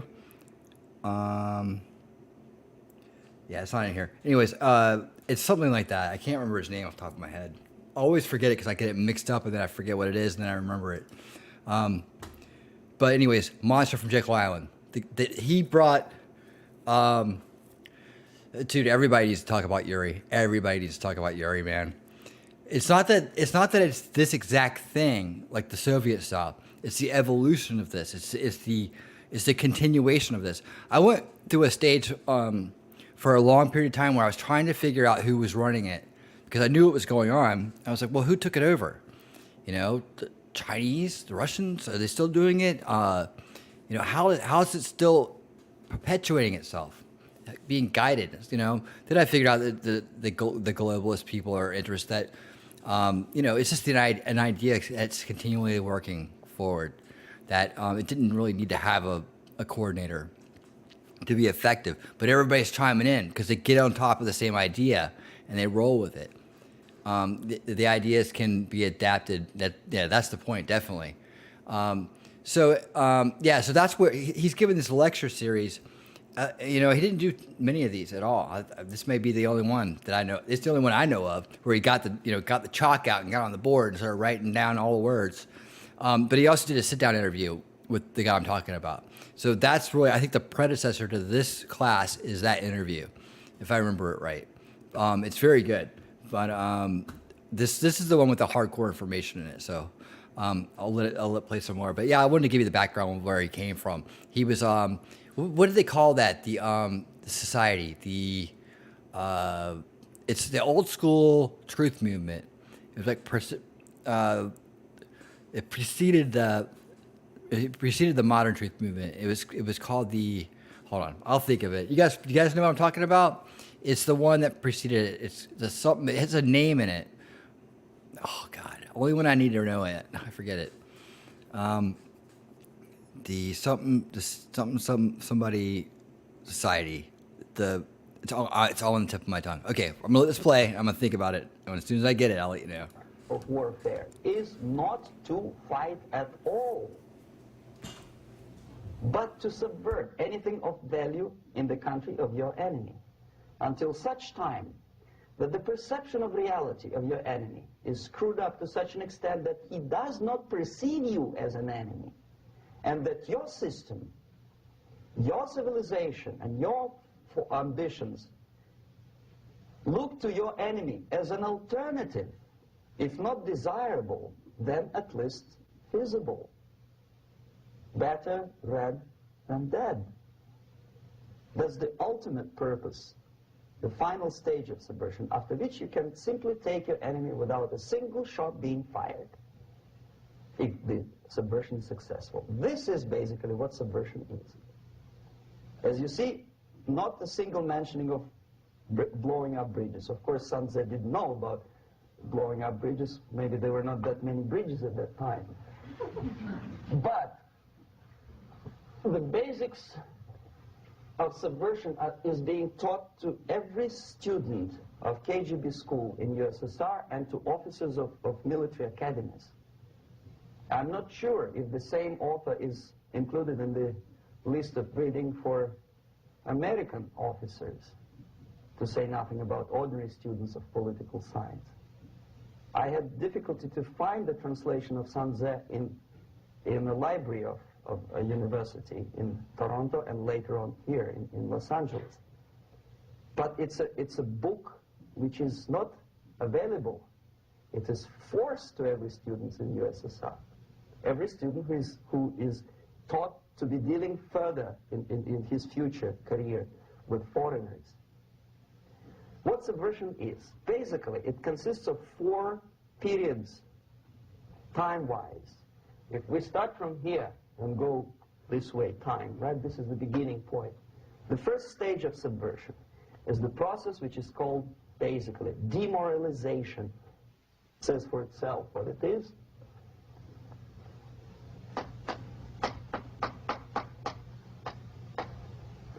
It takes from, say, 15 to 20 years to demoralize a society.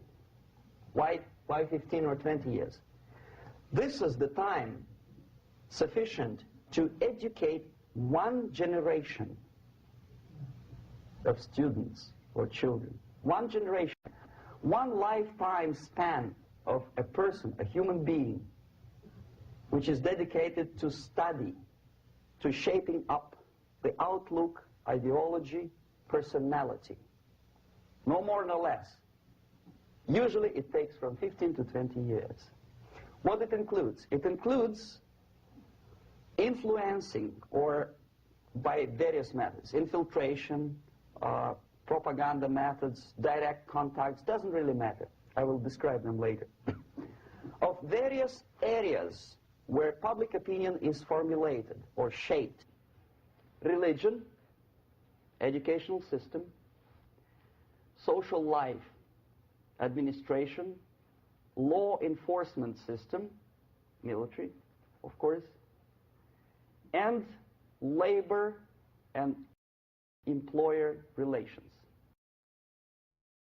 Okay, so what do you guys think of this? So if we look at this and compare it to like the world today, right? How many of these things have been part of that process? It's really blurry, and I don't have the world's greatest eyes anymore. Yeah, it's scary, but you know, the crazy thing is, it's been going on our whole lives. You know, so we've been living it. It's as scary as the things we've been living through, and you can see. It's hard not to see it when it's laid bare. I know, right? It's like, that's why I say Yuri is the ultimate red pill, because if anybody gets this, and they look around for just a minute, they're gonna see it. Now you'll see it everywhere. I call it the film, the clear film over everything nobody notices. It's a terrible name, but it's the only way I can describe it. It's literally layered on everything.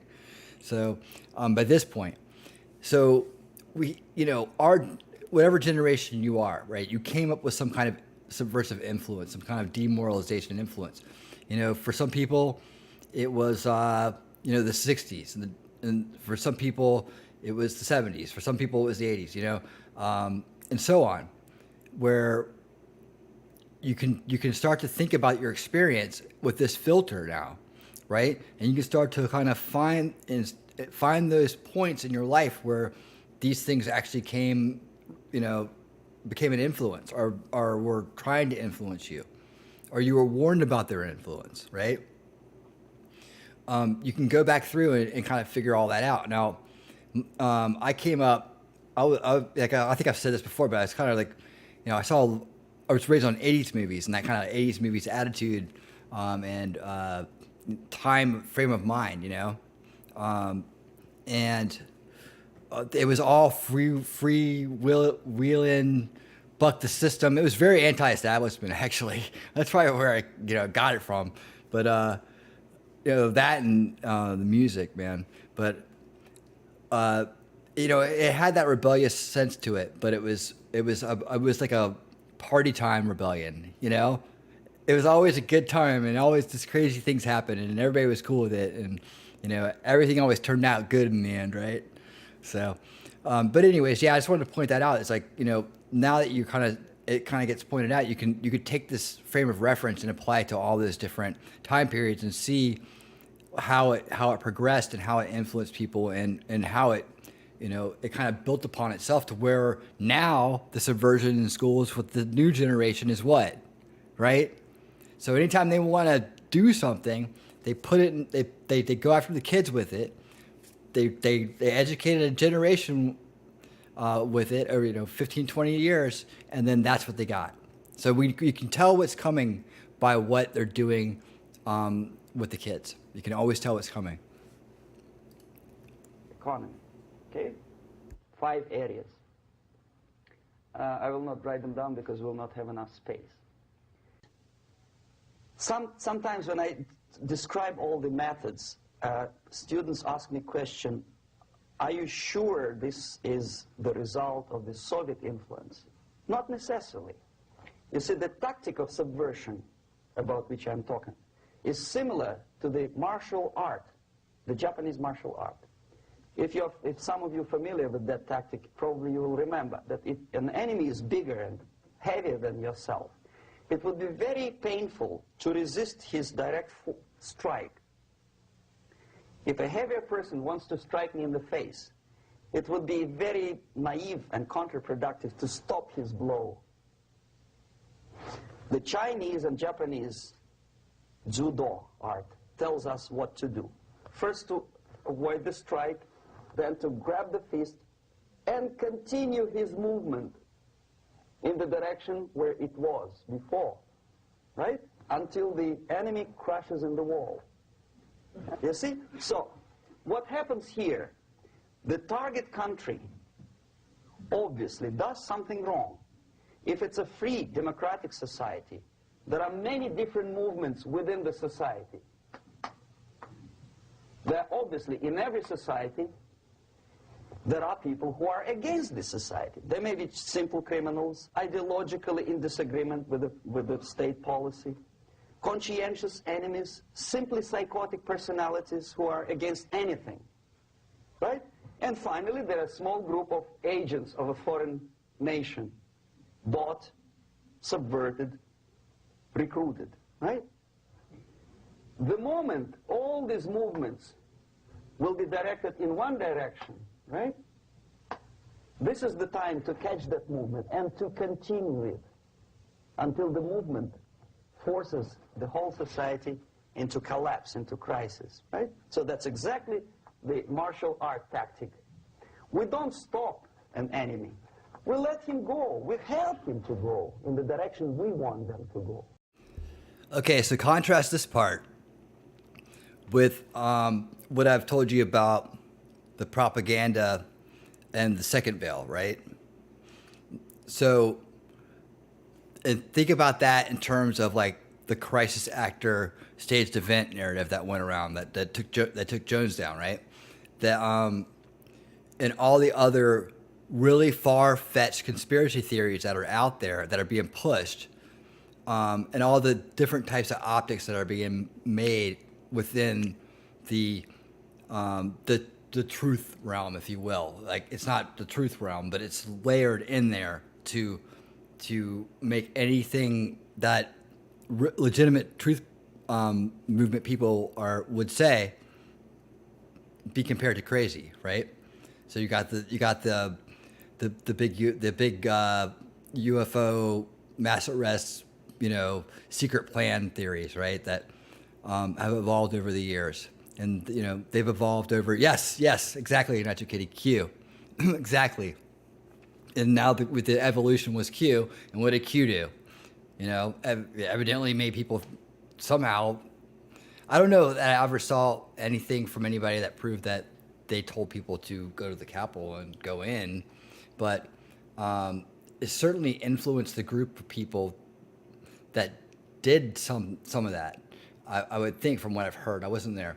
But not going by anything that I've heard from the official narrative. I'm just going by what's been talked about by reasonable people. And it's interesting because this is what got me thinking about Drake again, and wanting to go back and figure the rest of that story out. Is that it's so similar to what he was doing, and behind him, at least at some point, this is what I got to figure out, was militia recruitment, because one of the biggest militia dudes was like guest on the show for a while, and he was like almost there every week, and he would always talk about the militia and how important it is, and there was always hints at trying to recruit people to be in the militia. Well, then the Q stuff, they ended up blaming that on militias, and they ended up blaming the whatever you want to call it, the tour that people took, the break-in, whatever, they said that was organized by militias, right?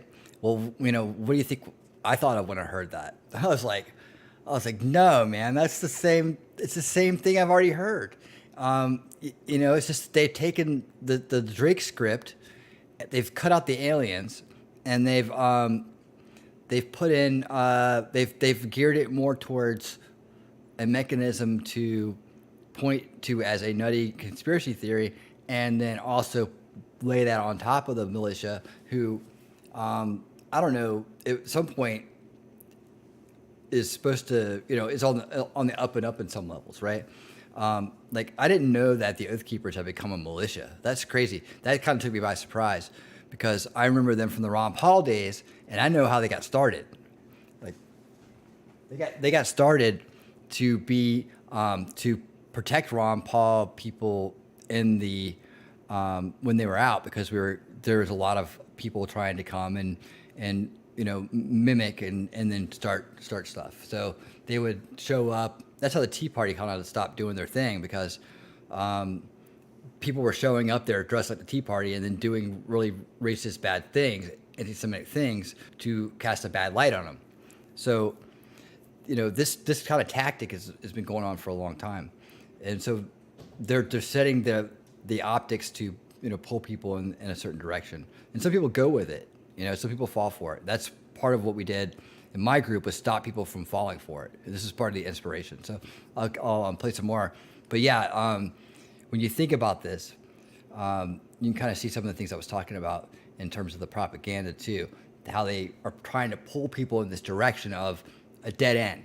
That's one reason why I went out and did what I did, was to get to the bottom of all these rabbit holes, to debunk them all, and then to put those out so that they weren't, there was a beware sign in front of it. Don't fall in this hole, man. And don't get subverted. Don't get pulled off the mission that you already started. Don't get pulled off the path that you're on to truth. You still have, this is part of that process, that you're learning how to discern these different attempts to pull you back in, to steer you into a corner. And that through that, you become a stronger person in dealing with the world itself, and also have a stronger mind that can resist more and more of it. So, yeah, good stuff. Okay. So, on the stage of demoralization, obviously there are tendencies in each society, in each country, which are going to opposite direction from the basic moral values and principles. To take advantage of these movements, to capitalize on them, is the main purpose of the originator of subversion. So we have religion, we have education, we have social life, we have power structure, we have labor relations, unions, and finally we have law and order. 1, 2, 3, 4, 5, 6. Okay?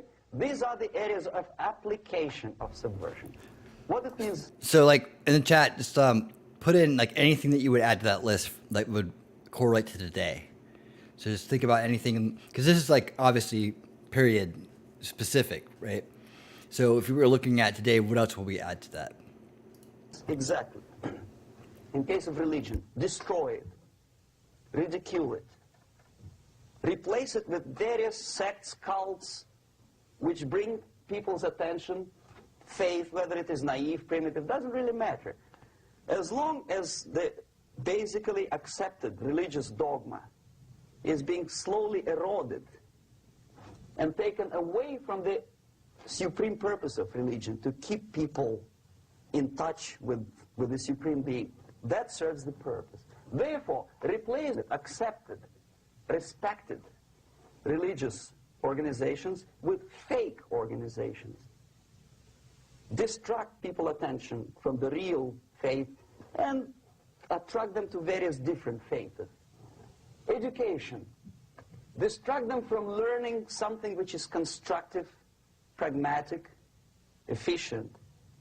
Instead of mathematics, physics, foreign languages, chemistry, teach them history of urban warfare, natural food, home economy, your sexuality, anything, as long as it takes you away, okay? Social life. Replace traditionally established institutions and organizations with fake organizations. Take away the initiative from people. Take away the responsibility from naturally established links between individuals, group of individuals, and society at large, and replace them with artificially, bureaucratically controlled bodies. Instead of social life and friendship between neighbors, establish social workers institutions. People who are on payroll of whom? Society? No. Bureaucracy. The main concern of social workers is not your family, not you, not social relations between groups of people. The main concern is to get the paycheck from the government. What will be the result of their social work doesn't really matter. They can develop all kind of concepts to show to the government and to the people that they're useful. Okay, away from the natural links, power structure. Okay, the natural bodies of administration, which are traditionally either elected by people at large or appointed by elected leaders of society, are being actively substituted by artificial bodies. The bodies of people, groups of people, whom nobody elected. Never. As a matter of fact, most of the people don't like them at all, and yet they exist. One of such group is media. Who elected them? How come they have so much power? Almost monopolistic power on your mind. They can rape your mind. But who elected them? How come they have a nerve to decide what is good and what is bad for the elected by you, president, and his administration? Who the hell are they? Spiro Agnew, who was hated by the liberal left, called them a bunch of enfeebled snobs. And that's exactly what they are. They think they know. They don't. The level of mediocrity. In a big establishment like New York Times, Los Angeles Times, major television network, you don't have to be excellent journalist. You have to be exactly a mediocre journalist. That's easier to survive. There's no competition anymore. You have your good, nice income, $100,000 a year. That's it. Whether you are better or worse doesn't really matter anymore. As soon as you're smiling to the camera and do your job. That's it. No more competition. Power structure slowly is eroded by the bodies and groups of people who do not have neither qualification nor the will of people to keep them in power, and yet they do have power. Okay. Together with that, there is another process. Law enforcement, law and order organization and structure is being eroded. For the last 20, 25 years, if you see old movies and new movies, you can see that in new movies, a policeman, an officer of the United States Army looks dumb, angry, psychotic, paranoid. A criminal looks nice, kind of, well, he smokes hash and shoots the whatever drug, but basically he's a nice human being. He's creative. And he's unproductive only because society oppresses him. Whereby a general of Pentagon is always, by definition, a dumb, a war maniac. A policeman is a pig, rude policeman. He abuses his power. You know? A generalization like that. The hatred, the mistrust to the people who are supposed to protect you and enforce law and order. Moral relativity. The Angelo Buono process lasted 2 years in Los Angeles. Relativity. The Angelo Buono process lasted 2 years in Los Angeles. And yet there are still some lawyers who say, look, he's a nice character, as a matter of fact. There was some witness who said, also a criminal, who said, well, he's a nice guy. I asked him one day to burn a house of my enemy, and he wouldn't do it. He's a nice fellow. Erosion. A slow substitution of basic moral principles, whereby a criminal is not a criminal, actually. He's a defendant, even if his guilt is proven. there is still a doubt to kill or not to kill, to be or not to be. Thou shalt not kill, yes, but this line may not necessarily be applicable to a murderer. Thou shalt not murder. That should be the presumption, not that thou shalt not kill. Okay, labor relations. At this stage, within 15 to 20 years, we destroy the traditionally established links of bargaining between employer and employee. The classical Marxist-Leninist theory of natural exchange of goods. Person A has 5 sacks of grain and person B has 5 pairs of shoes. And the natural exchange without money is when they bargain between each other. And only with the introduction of the third force, C, an entirely third foreign stranger who says, no, don't give him 5 sacks of grain, give it to me, and you give me your 5 pairs of shoes, and I will distribute it accordingly, so that the economy will go. This is the death of natural exchange, death of natural bargaining. Well, trade unions were established 100 years ago. Yeah, it's definitely a vehicle, you know? It's definitely a vehicle. So any type of media is a vehicle for it. And believe me, it's in all of them. So, you know, books, radio, TV, video, internet, all that. It's all there. Absolutely. Yeah, I was thinking too, the rise of celebrity. I don't know if, did he cover that? You know, that's really gone with the advancements in media, because you got to figure that the time's here. But the advancement in media now, it's really, it kind of layers in there as well, because, you know, internet influencers are celebrities of a sense. You know, the really big ones, you know, they're becoming celebrities. I guess more celebrities are moving to the internet, you know? So it's kind of merging. But I was trying to think if there's any other like kind of corresponded to today.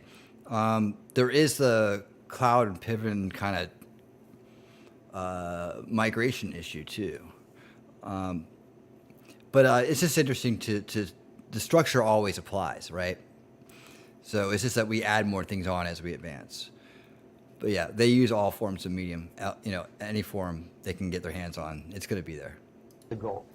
The objective was to improve working conditions and to protect the rights of workers from those employers who were abusing their right because they had more money. Objectively, at that time, initially, the trade union movement did work. Oh yeah, I wanted to add, you know, at this time, this type of situation, the labor unions and so on were a big deal. But the way that we can look at it today is they still have that influence and power, right? It's just not wielded the same way. And a lot of times when you look at a protest somewhere, like a leftist protest where they just want to throw a protest together, they'll hire like bench union people, local bench union people to go out there and hold signs. And you've probably seen interviews online where people have gone up to these protesters and they don't even know what they're doing or like why they're holding a sign or what they're doing. And one guy even said, I'm just a union guy, you know? So they're literally still being utilized because they are an unelected position of power that has, you know, that can have a serious impact if they decide to strike on something, right? But it's kind of migrated into, or evolved into this more of ready-made protesters and, you know, just large groups of people that are willing to go along with whatever the union tells them to do. We see now is that the bargaining process is no longer resulting in the compromise, which is leading objectively to betterment of working conditions and increase of salary. What we see is that after each prolonged strike, the workers lose. Even if they have 10% increase of their salaries, they cannot catch up due to inflation and due to missed time. More than that, millions of people suffer from that strike because economy now is interdependent. It's intertwined like one body. If previously steel workers, say 100 years ago, could strike and nobody would suffer. Now it's impossible anymore. If a garbage collector strikes today, the rest of the multi-million city is stinking. I mean, there's no more service. In Quebec, for example, we had the electricians who were on strike in the middle of winter. You can freeze your bottom, and they still were on strike. Did they catch up with the salary? No, they lost. Who benefited? The leaders of trade unions. What is the motivation for strike? Improving of a workers' condition? No, obviously it's not. Then what is it? Ideology. To prove to these capitalists. And the obedient horde of workers, like sheep, follow these people. And they cannot disobey. Why? Because if they do, you know what happens to them. Pickets, murders, shooting truck drivers by picketers. In Montreal, for example, I saw with my own eyes when I was correspondent of CBC International, Canadian Broadcasting Corporation, when the workers of aircraft factory destroyed computers and the equipment in the factory. And the administration employed strike breakers. Their cars were turned upside down and burned. Their houses were burned. Their kids were intimidated. And some victims were there. Of that you can be sure. Why? To improve conditions of workers? No. Ideology. Okay, so this is what happens basically. It may or may not happen without the help of the Soviet Union. But the natural tendencies are being greatly taken advantage of and capitalized by the Soviet propaganda systems. How? Whenever trade union strikes, we have influx of propaganda, mass media, ideological dissemination. The workers' right, and we repeat it like parrots. Yes, workers' right. Whose rights? Workers? No. The only freedom of worker to sell his labor according to his own desire and will is taken away from him. By whom? By trade union boss. Unlimited power is given. Responsibility. I want to sell my labor not for $2.50 an hour, but for $2. I don't have right. My freedom is denied to me. I know that if I sell my work for $2 an hour, not for $3 an hour, I will compete better with the other guy who is lazy and more greedy. I don't need $3. I need only $2. No, I was made to believe by media, by business, by advertising agencies that I need more and more and more. Have you ever heard any advertising on TV to consume less? No. No way. Whether you need a six-cylinder car or not, you have to buy it. And hurry up. When I was driving here, on the local radio station, an excited announcer said, "You hurry up, rush and save, save, save. There is a pantyhose sale." Save by buying more. Of course. It would be too naive to expect that KGB makes that advertising agency to do such a crazy commercial. No, of course not. But what we did when I was working for Novosti Press, we would snow plow editorial offices, student organizations, religious groups with literature of class struggle. If not directly Marxism-Leninism propaganda, then a propaganda of a legitimate aspirations of working class, betterment of life, equality. Equality, mind you. President Kennedy once said, we will make America to believe that people are born equal. Are people born equal? Is there any mentioning in the Bible or any other holy scripture in any religion, if you don't believe me, go to the library and check it. There is not a single word about equality. Just the opposite. By your deeds, God will judge you. What you do is important. The merit of your personality. You cannot legislate equality. If you want to be equal, you have to be equal. You have to deserve it. And yet we build our society on the principle of equality. We say people are equal. We know it is false. It's a lie. Some people are tall and stupid. Others are short, bold, and clever.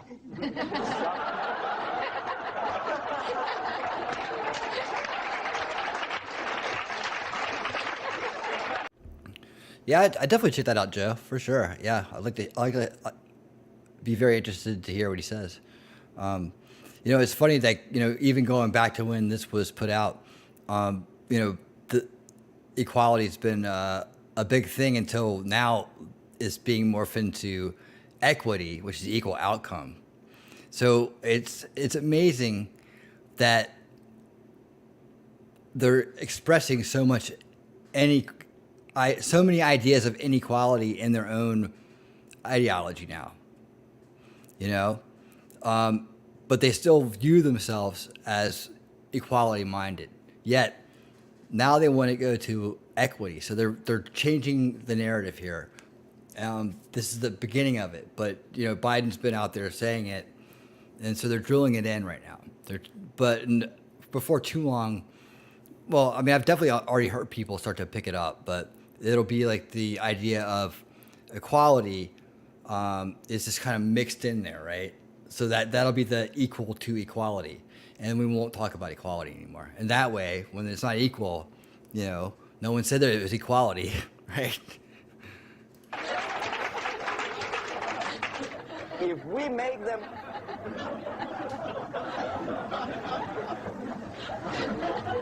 make them equal by force, if we put the principle of equality in the basis of our socio-political structure, it's the same thing as building a house on sand. Sooner or later, it will collapse, and that's exactly what happens. And we, as Soviet propaganda makers, are trying to push you in the direction which you go yourself. Equality, yes, equality. People are equal.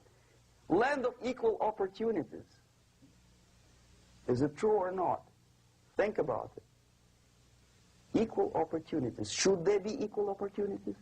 For me, and for a lazy bastard who comes here from some other country and immediately registers as a welfare recipient benefits? I never received a single no, sorry, I did receive once. But I never applied for welfare. For the 13 years, I took any job. Security guard, journalist, taxi driver, anything. Well, I was restless, but some people don't like it. They immediately. So why should we have equal opportunities? Why? The equal opportunity to excel. Equal opportunity in equal circumstances, yes, but people are different. To excel, yes, provided we reach the same level of excellency, perfection, which is hypothetical, distant future. Yes, maybe. But we know perfectly well that even with the best intentions, people could not be equal. Why should we have equality in the, say, legal system? Myself, I'm considering myself a law-abiding citizen, and a person who comes here to rob and shoot, say, the United States administration under Carter, imported thousands of Cuban criminals. They were non-criminals, yet they were accepted. Do you think it's fair if myself and my wife from Philippines, who work like a, horse as a lab technician in a hospital, should have the same rights as a criminal from Cuba? Why? And yet we repeat as parrots, equality, equality, equality. And the Soviet propaganda system helps us to believe that equality is something which is desirable. Democracy, as it was established by fathers of this country, of this system in the last century, is not equality. It's the system where different people, unequal people, have a chance to survive and help each other in constant competition, in constant perfection, not in equality, which is superimposed from a godfather or a nice person in Washington, D.C. And the absolute equality exists in Soviet Union, quote-unquote equality. Everybody is equal in dirt, except some people are more equal than the others in Politburo.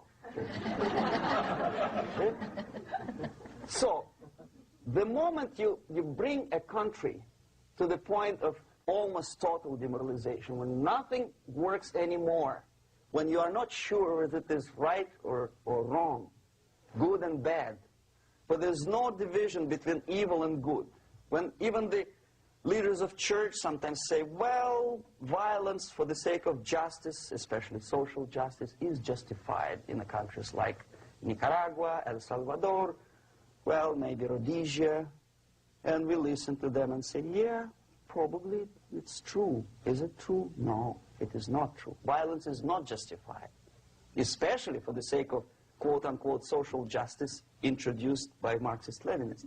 That is my former colleagues from Novosti Press Agency. Okay. Yeah, how many people run around and talk about how they are social justice warriors? Do you think they have any clue where it came from and what they're saying? The term's been around a long time. And I guess, in case you didn't know where it came from, I guess you just learned it. But yeah, I always thought that was funny that they would call themselves social justice warriors. I'm like, do you even know where that comes from? So we reach that point. The next step is destabilization.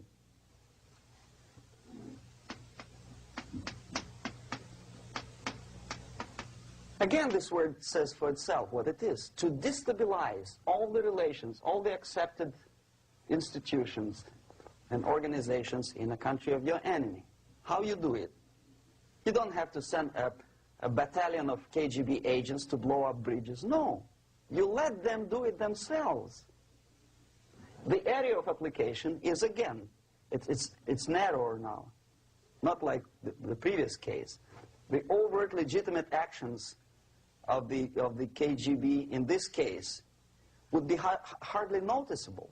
There is no crime if a professor who recently went to USSR introduces a course of Marxism-Leninism in a Californian college, for example. Nobody is going to come to his doorstep and say, okay, mister, come, you are under arrest. No, it's not a crime. It's not even considered a moral crime against your country. So the area of application here is narrowing down to economy, again, labor relations, right? To law and order, plus military. And economy, law and order. Yes, and again, the media, but wider scope, little bit different. I'll explain later. Okay, basically 3 areas. Economy. The radicalization of bargaining process. If on that stage we still could achieve, theoretically, some positive compromise between the negotiating sides with say, arbitrary, introduction of arbitrary judges, a third side, objectively judging the demands of both sides. Here it's radicalization. On the stage of destabilization, we cannot come to compromise even within a family. The husband and wife couldn't figure out which is better. Husband wants his kids to eat at the table, and wife wants a child to roam around the room and drop food all over the floor. They cannot come to compromise unless they start a fight. It's impossible to reach a compromise, constructive compromise, between neighbors. Some people say, I don't like you to watering your lawn at that time because exactly at that time I'm walking my dog and he's getting nervous. He cannot pass his bowels, you know. So they cannot compromise. They go to a civil court or something like that. Radicalization of human relations. No more compromise. Fight, fight, fight. The normal, traditionally accepted relations are destabilized. The relations between teachers and students in schools and colleges. Fight. The relations in economical sphere between laborers and employers are further radicalized. No more acceptance of the legitimacy of demands of workers. Unlike Japanese, with the theory Z, if you ever heard about it, where the workers are involved in the decision-making process. Therefore, they don't have moral incentive to fight their bosses. In the United States, it's just the opposite. The harder is the fight, the better. The more heroic they look. When the Greyhound network was on strike recently, the correspondents of local TV networks all over the United States were approaching the strikers, and they say, oh, yes, we are doing something nice. They look like heroes, and they were proud. There was some family. The husband was a bus driver. Now they decided in a protest against the bosses to camp somewhere in the forest. And they were presented to the audience as a heroic, nice people. You see? The violent clashes between passengers, picketers, and the strikers are presented as something normal. 10, 15, 20 years ago, we would be angry, say, why so much hatred? Today we are not. We say, well, commonplace. Radicalization. Yeah, think about where we are today compared to that. That's crazy. You know, would it even cross your mind that someone might see that on a mass scale? Like, we might look at an incident like he was describing and be like, oh my God, what's going on?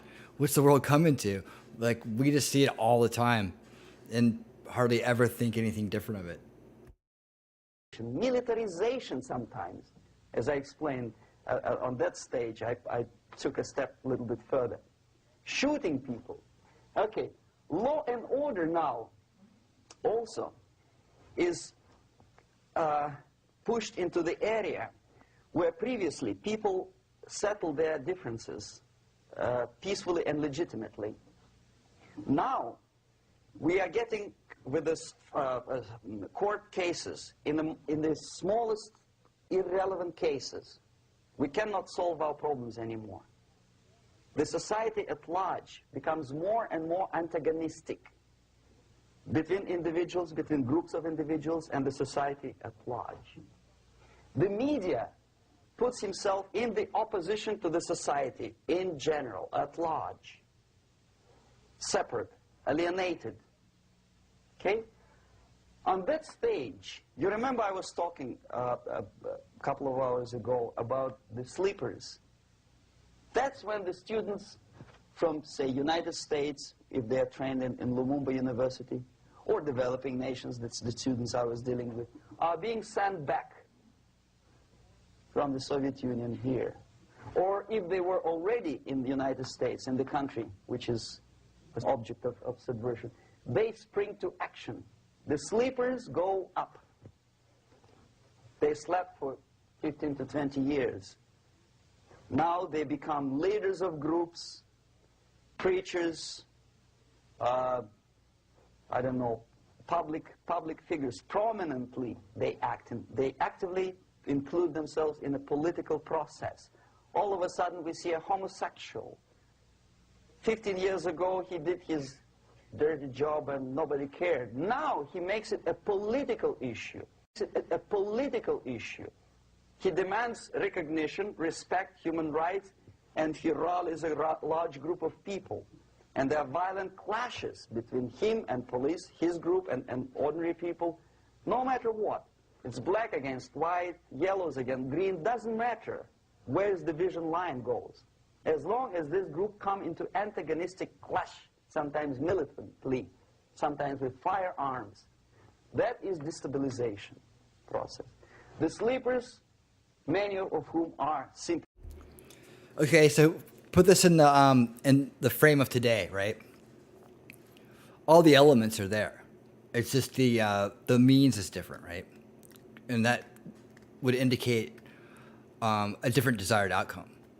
So maybe I'm getting a little premature on this. Maybe I'm just jumping the gun a little bit because I've just known this for too long and want to see really know where we're at. But maybe that's next, you know. But you know, there's also the whole cancel culture going on, and there's more technology now. So I think that the evolution of this, from what I've observed, and you guys let me know what you think, or what you've observed in this, is that it's evolved into more of a cageless kind of prison, right?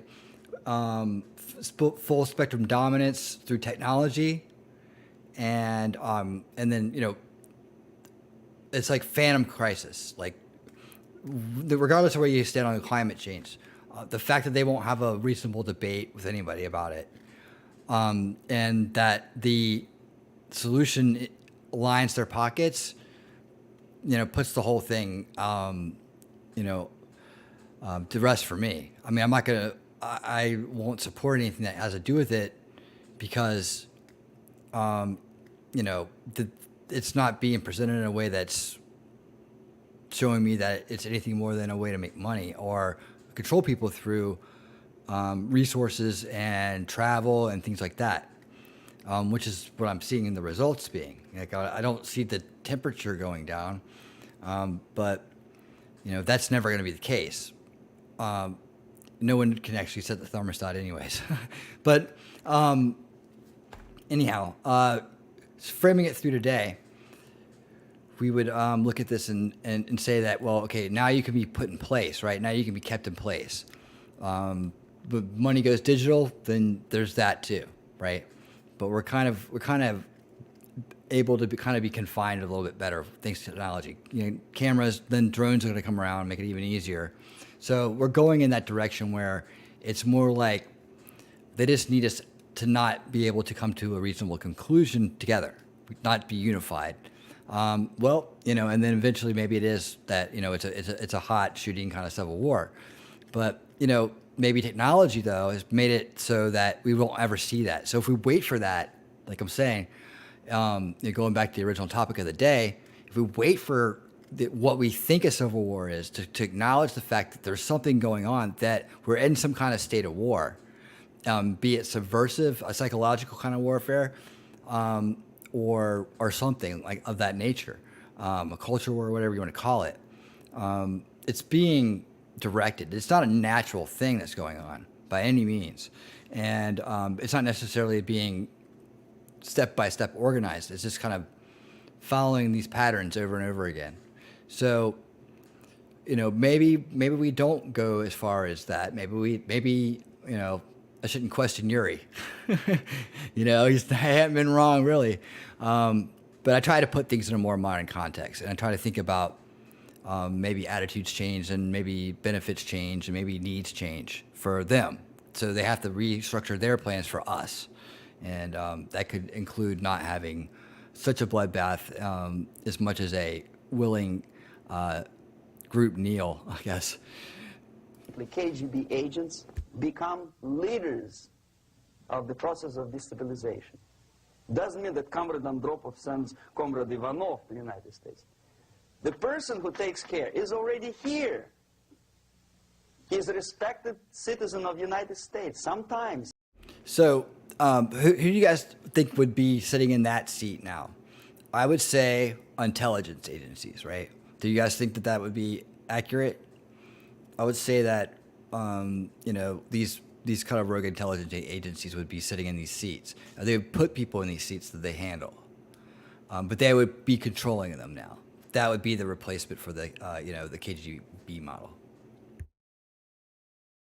He gets money from various foundations for his legitimate struggle for, I don't know, human rights, women's rights, kid lib, prison lib, whatever. There are sympathetic Americans who donate their money to him. This stabilization process usually leads directly to the process of crisis. In case of developing nations, that's the area where I was active. The process starts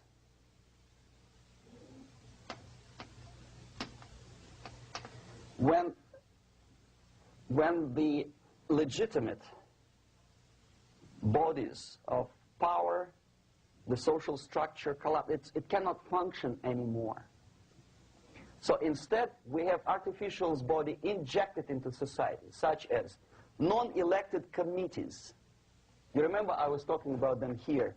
social workers who are not elected by people, media who are self-appointed rulers of your opinion, some strange groups which claim that they know how to lead society forward. They don't usually. All they care is how to collect donations and sell their own concocted ideology, mixture of religion and ideology. Here, we have all this artificial body claiming power. If the power is denied to them, they take it by force. In case of Iran, for example, all of a sudden we have revolutionary committees. What kind of revolution? There was no revolution yet, and yet they had the committees. They were taking power of judgment. They had the power of execution, they had the power of legislation, and that they had the power of judicial. All of them combined in one person, who is half-baked intellectual, sometimes graduated from Harvard University or Berkeley. He comes back to his country and he thinks that he knows the answer to all the social, economical problems. Okay? Crisis is when society cannot function anymore productively. It collapses, obviously. That's the word for crisis. So therefore, the population at large is looking for a savior. The religious groups are expecting a messiah to come. The workers say, we have family to feed. Let's have a strong government, maybe socialist government, centralized. When somebody put the employers on their place and let us work. We are sick and tired of going to strike and missing overtime and all that stuff. We need some strong man, strong government, a leader, a savior is needed. Population is sick and tired already. And here we are. We have a savior. Either a foreign nation comes in, or the local group of leftists, Marxists, no matter what they call themselves, Sandinista, a reverend or some sort, Bishop Muzureva, like in Zimbabwe, doesn't matter. A savior comes and says, I will lead you. So we have two alternatives here. Civil war and invasion.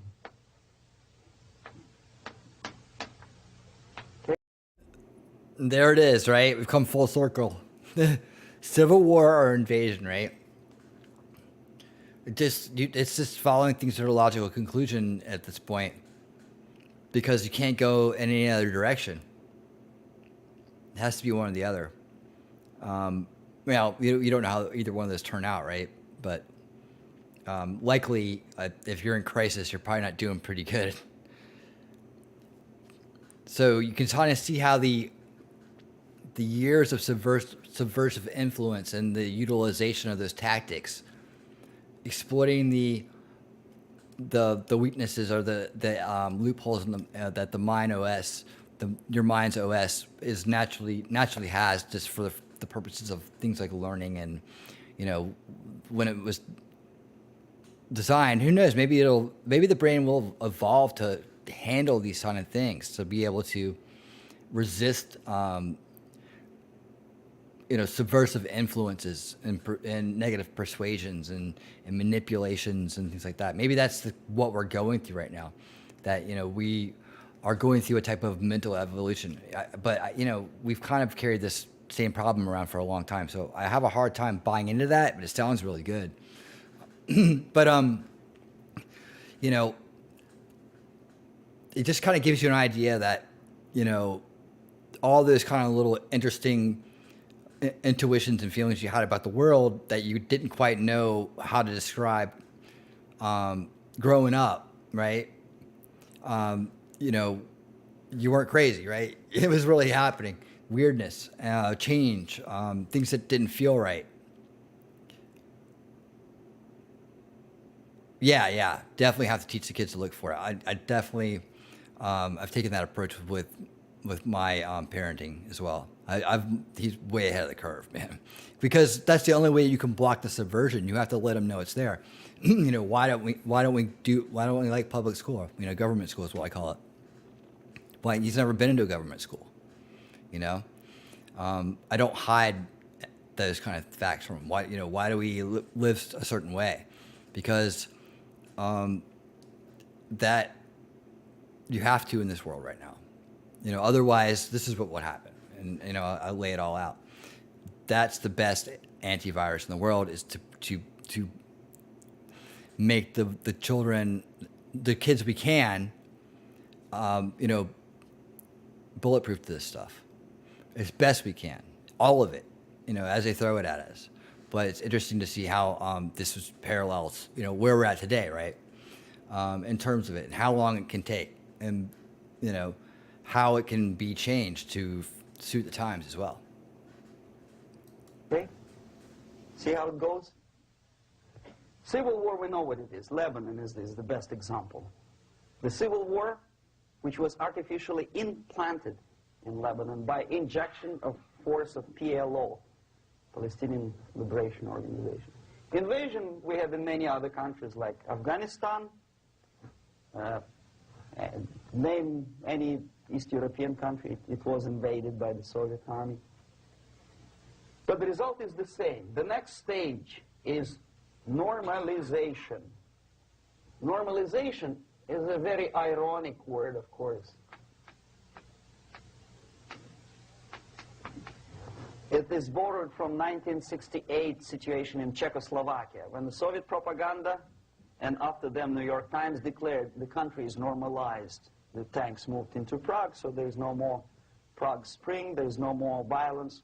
Normalization.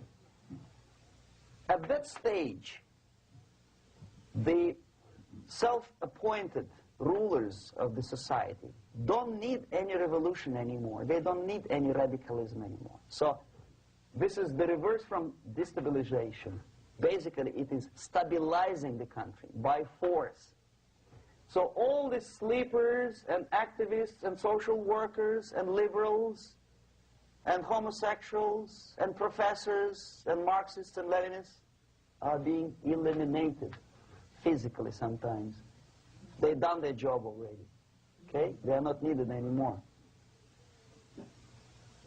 The new rulers need stability to exploit the nation, to exploit the country, to take advantages of the victory. Okay? So no more revolutionaries, please. And that's exactly what happens in a number of countries. You remember Bangladesh? This is the crisis in which I was instrumental. First they had Mujibur Rahman. In 1971, he was the leader of People's Party, Awami League, with mustache like Stalin. He was in Russia many times. In 5 years, he was shot by his former colleagues, Marxists. He fulfilled his function. In Afghanistan, it happened 3 times. First there was Taraki, then there was Amin, now there's Babrak Karmal. They killed each other successively, one after another. The moment he fulfills his duty, the first one demoralized country, the second destabilized, the third one brought it to crisis. Goodbye, comrades.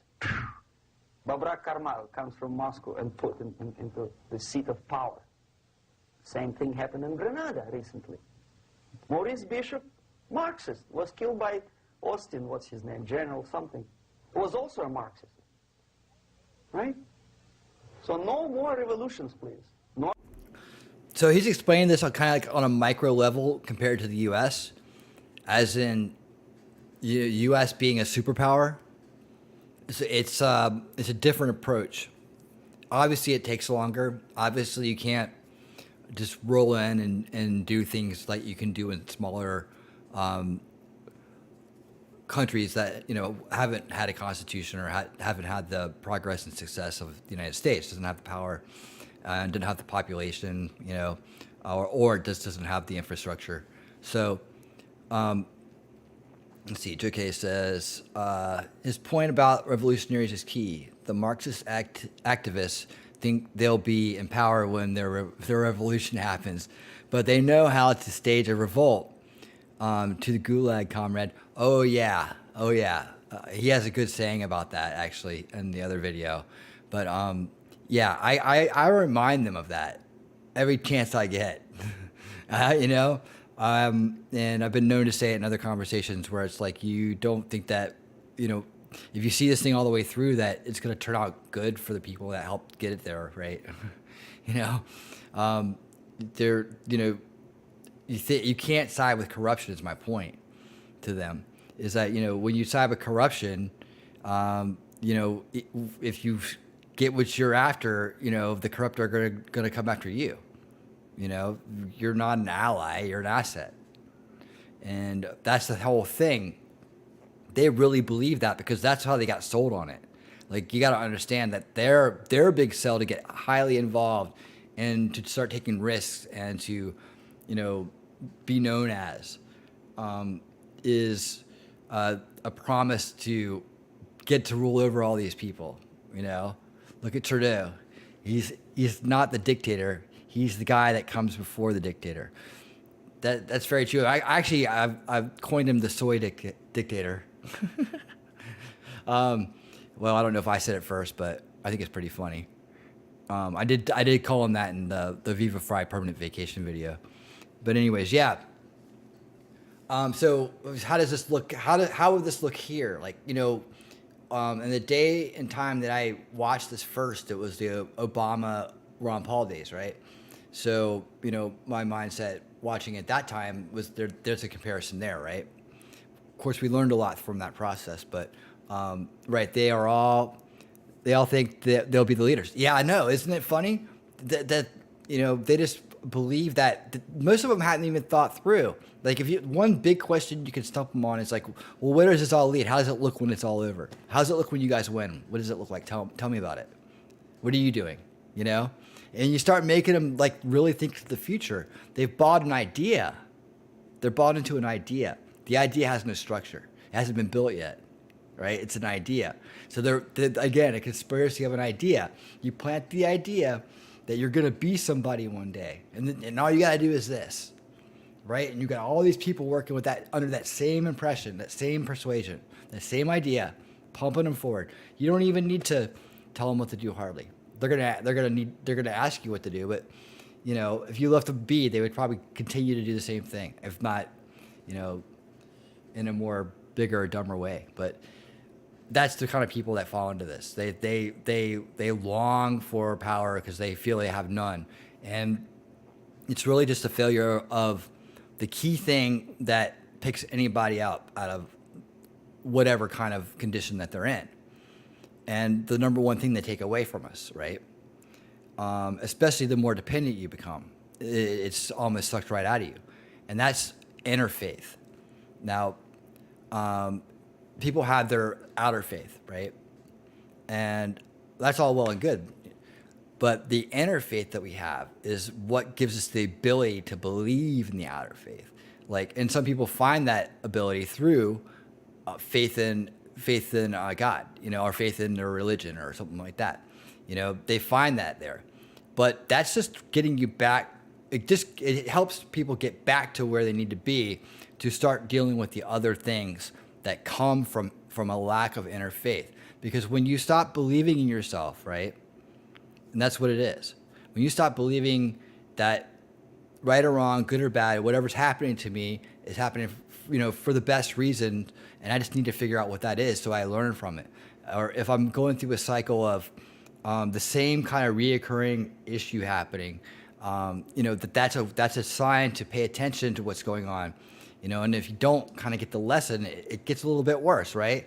First, you're just forgetting your keys or something, you're constantly forgetting things, and then it's something bigger, and it's something bigger, and until you learn how to stop and look around and make sure you have your stuff, you just start losing worse and worse stuff. It's kind of like that's a very light example, but that's kind of what I mean. Is like that reoccurring problem that you keep, we'll keep having until we learn how to overcome it. Normalization now. From now on, no more strikes, no more homosexuals, no more women lib, no more kid lib, no more lib, period. Good, solid, democratic, proletarian freedom. That's the other point I try to make to the people that are out there kind of protesting without a clue, is that I was like, when if you succeed, right? All this stuff, if they do win, I even try to make. I think I make this point more to my friends kind of on the fence. It's like if they do say this is all true and they do actually get through with their agenda and they do win, right? Do you think that any of the stuff that you're sitting here voting for and feeling like it's a big concern and everybody's making a big deal about is going to be there anymore?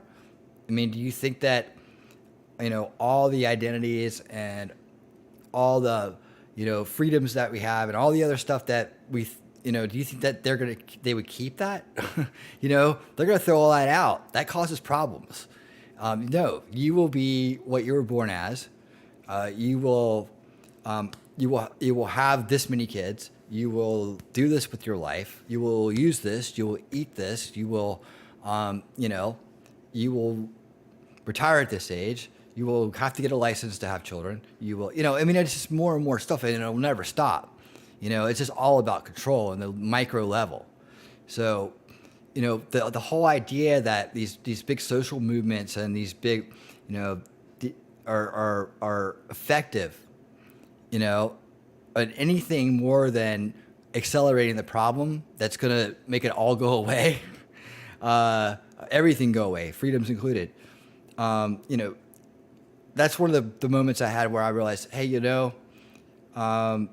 we have to kind of put our differences aside about what we think about these kind of big social problems, social issues. We have to put that aside because they're not going to be there anyways. They're going to be gone.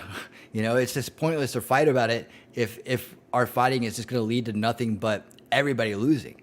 That's why the unity is the key to beating them, because division is the way that all this is empowered. And we stay divided because we hold on to these belief systems that these social issues are more important than survival, than actually keeping our free country to where we can actually fight about social issues, peacefully, but we have a shot, right? We can actually do something. And when we lose those freedoms, that Constitution and Bill of Rights is gone, and we've submitted probably on our knees to this new order where things are going to be different. Then we'll see, man. That'll be the big moment of truth for a lot of people when they realize that, hey, I should have listened to those guys.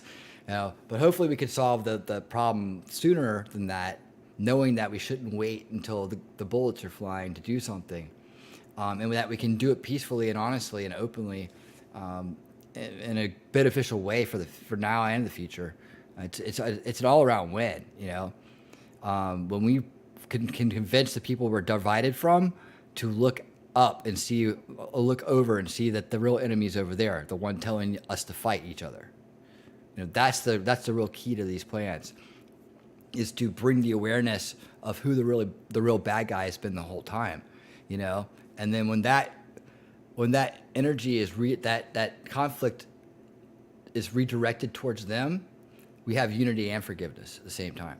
We both, it's an automatic forgiveness, it's a reunion, if you will, of the people. And I don't mean to say that. I hate saying that because it's been so cliche for many subversive groups, but I'm saying that as a whole society, that the power of everybody coming together and forgiving each other automatically by realizing that we were both conned and put up to it, and that we've been abused, and that as people we have that in common now, and that we can take that pain that we felt and that negativity we've pushed towards each other, and we can redirect it onto the bully who's been pulling the strings the entire time, and then they have nothing. Yeah, not their exactly. Real unity, the power unity, like the energy level. Have you ever been in a crowd full of people who are all enjoying a song? Everybody's enjoying a song together. I've seen it so many times in my life. I've been on some big stages in front of some big crowds, and it's powerful. It's amazing. It's addicting. It's amazing, man. It really is. It's and I've been in the crowd and I've been looking out at the crowd, and I think maybe being in the crowd's better as far as that feeling goes. It is incredible, especially in a packed situation when you're really close to each other. It's like you can feel the swell of energy coming back and forth between everybody. And I'm not one of those energy kind of healing dudes or whatever. I don't really buy into that stuff. I've seen it all. I've seen people, whatever. I get it. It's cool and all, but I don't buy into that the way that it's been presented in some ways. But I do know what I feel, and I do know that those big crowds, when you're all in harmony together and you're all happy and you're open and everything's positive, it's you can feel the power of that crowd. You truly feel it. And when you realize there's not that many of them and there's a lot of us, how scary that is to them, right? It's the whole ants, thing, but still, it's the truth. It's just, and there's examples of it we run into from time to time. So keep those in mind next time you're in a big group of people that are all in agreement about something and having a good time. That's unity.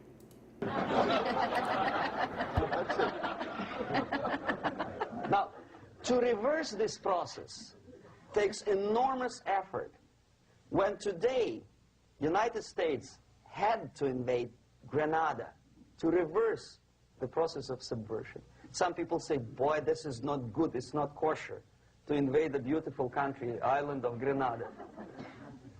Well, why didn't you stop the process here, when Grenada was just approached by leftists? Why not to prevent Maurice Bishop to come in power in the first place? Did Grenadians want him? Very questionable. They didn't know who was Maurice Bishop in the first place. He came to power by coup d'etat himself. Okay? No, we let the situation develop further and further and further until the crisis and normalization very soon. And then the United States decided to invade country, discovering that the country was absolutely a military base for the Soviet Union. Of course it's a drastic measure. Of course it's a pity that Marine Corps had to lose, 17 lives. Very bad. Why not to stop the process before it comes to crisis? Oh, no, intellectuals will not let you. It's interference into domestic affairs. They're very careful not to let American administration to interfere in domestic affairs of Latin American countries. They don't mind Soviet Union interfere in these affairs. Okay. So to reverse this process, from here, it takes only and always military force. No other force on earth can reverse this process at this point. At this point, it does not take military invasion of the United States Army.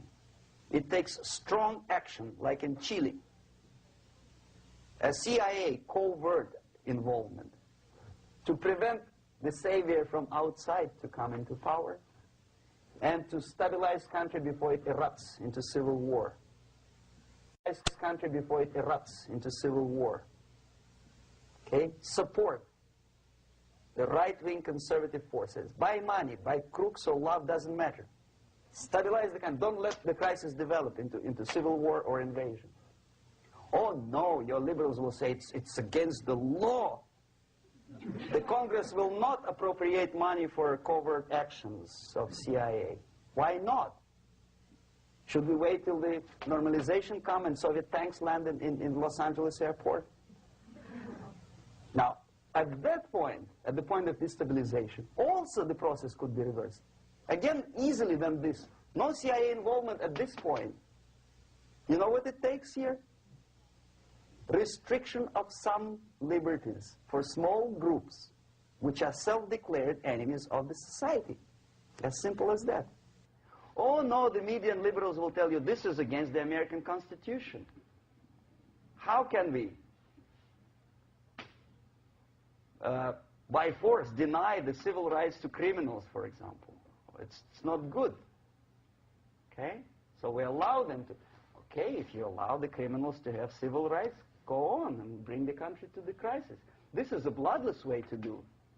Curb the rights. I mean, not to put them in prison. No, I'm not talking about putting all the gays from San Francisco in the concentration camp. Do not allow them to take political force. Do not elect them to the seats of power, whether it is municipality level, state level, or federal level. It has to be beaten in the heads of American voters that a person like that in the seats of power is an enemy. Do not be afraid of this word. It is an enemy. If he is not an enemy here, he will be here. Later on, he will be shot, of course. But at this point, he is an enemy. So, like, and the point he's making right here is like, okay, so this is a big challenge in society today, right? How do you approach this? And so that's why I've always taken the angle that, you know, it's the truthful angle that it's the establishment versus the anti-establishment, or the rest of us, right? Everybody outside of their influence. And so when you phrase it like that, and you kind of put the establishment in the frame that the elitists are at the top of the establishment, right? Then when you start to kind of revisit the division issue, and you're into the point where you need to redirect the conflicts onto the people that really started between the two groups, right? And that framing versus the idea of enemy, which can be confusing, and also have, people can take that many different ways. You kind of reframe it in a way that it still tells the same story of what's going on, but at the establishment it's corrupt, and that's the enemy. In this case, which is exactly what's going on here, it's not a foreign enemy. It's the continuation of something that was started by a foreign enemy, but then adopted and adapted and controlled ever since, as we've been talking about. So just want to put that out there. Okay? You are doing great service by denying him a right to capitalize on his own crazy ideas and become a powerful man, a man who uses the seat of power. Restriction of certain freedoms and permissiveness at that point would prevent sliding into crisis, and probably will return the process of destabilization. To curb unlimited power, monopolistic power of trade unions, here, at that point, would save economy from collapsing. To introduce a law to stop private companies of raping public opinion's mind in the direction of consumerism. No company must have a right to force you into buying more unless you want it. There must be a law. You want to advertise your car? Okay. But not a single mentioning of buying it now and saving money. It must be against the law to force people to consume more. Self-restraint. Previously, before this process started, the self-restraint was the business of church, religion. Because our preachers, the fathers of church, would tell us, material values are good, but it's not the prime function of human being. Because you have to live with something. Obviously, the design for our life is not to consume more deodorants. There must be something greater. If such a complicated instrument as human body was created, obviously there must be some higher purpose for that. And it's very easy to avoid destabilization by denying the greedy companies one little freedom, one little liberty, forcing you into turning yourself into processors of unwanted products and goods. They turn That's one of his into books. machines, like the worm who there's inlet and outlet. So, and how long an average appliance lasts these days? Less than a year. Why? Where's workmanship? Well, we want you to buy more. Okay. Destabilization process could be easily overcome if, as I say, the society, by its own will or after persuasion by the leaders, will come to the idea of self-restraint. It's so hard, we want to consume more, but you have to. unless you will come to this stage, when, as we say in Russia, if Sahara Desert ever becomes a communist state, there will be shortage of sand. So you have to curb your... You have to curb Yuri is a soldier. expectations at this point before it's too late. But no, we don't want to do it. Demoralization process. Again, it's the easiest thing to reverse. First of all, by restricting import of propaganda. The easiest thing to do. Unlimited, unrestrained import of Soviet literature, Soviet journalists, giving Soviet propaganda and ideological agitators equal time on American TV networks. Okay, so what's today's equivalent of this? What do you guys think?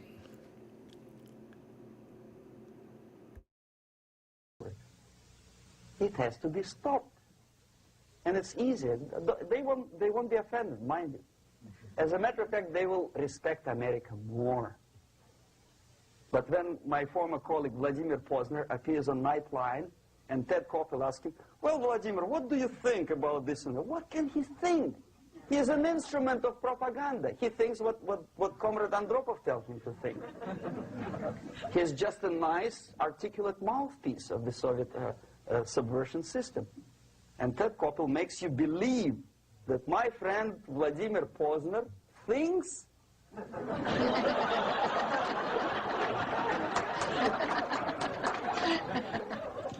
the process of demoralization may not have started at all if at that point the country, which is a recipient of subversion, actively, not violently, but actively, prevents importation of foreign ideology. I don't want America to follow the pattern of ancient Japan. You don't have to shoot every foreigner when it approaches the sacred borders of the United States. But when he offers you a junk in the disguise of very shiny something, you have to tell him, no, we have our own junk.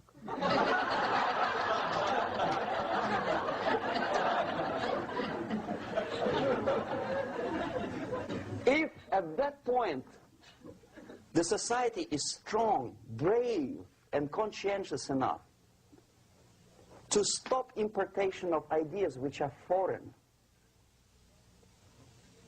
then the whole chain of events could be prevented. Recently I've been to the Philippines, and I was shocked how... Okay, so there we go. We're full circle back to the idea talk we had earlier, right? Let's see. Mandy says it's like he is speaking about the whole. Yep, exactly, Mandy.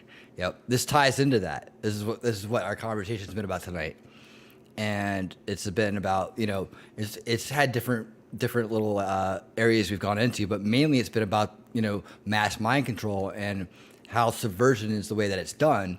And what those elements are, without breaking it down into the little bits and pieces of, how it's done through the media and so on. But that as a general source, and what its purpose is, right? So looking at it from like a bigger picture view, we know it's effective, we know it's working. Why is it working? How was it put in? And what do you do about it? And what's its origins? How has it evolved? This kind of thing. So we've kind of been down the road. And we were comparing this, Yuri Bezmenov is the red pill. He's the real red pill. So once you learn this information, you always will, you take it in, you understand what he's talking about. You'll see it. You'll see it around you. You'll know that it's been here, that we were all born into it. And that, it's always been progressing. Throughout our lifetime, it's been progressing.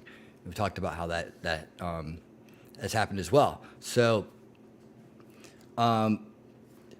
yeah, this stuff's amazing, and what's going on now is the woke stuff's getting put into the youngest generation, like right at school, and so that's a subversion of that generation as much as they can get in.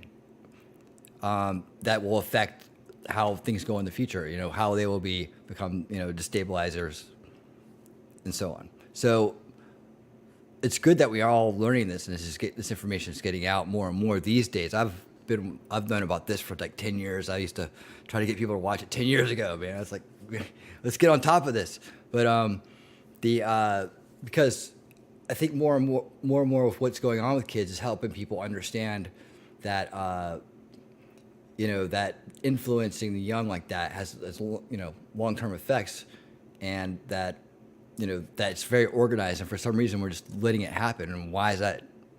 How is that happening at all? So it's been set up over time.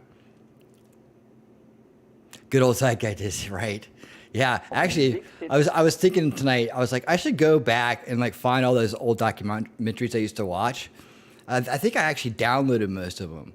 Like I was thinking of some good ones that I like to go back and watch and see if I still like think they're as cool now, or or whether they were more right than ever. But like, you ever see like Sci Wars? That was a good one.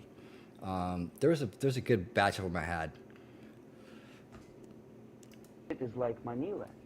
Children listen to deafening music.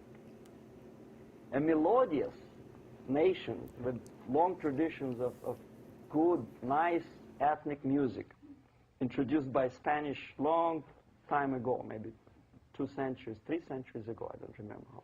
All of a sudden listen to musical garbage, blasting their radios at full blast, at full volume. Why? In India, I spent many years watching the reactions of Indians walking out of movie theaters after seeing Hollywood production. They couldn't figure out why Americans are so wasteful. They smash their cars, their shiny cars, every 5 minutes.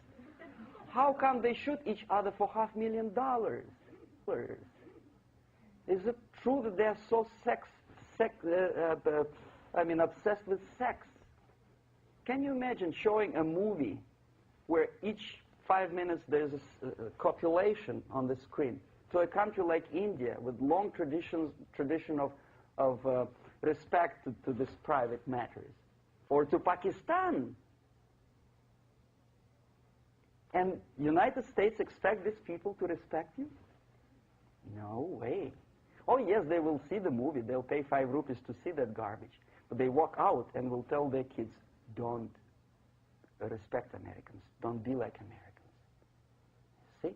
So, the process of demoralization could be stopped right here, both as an expert and as an import.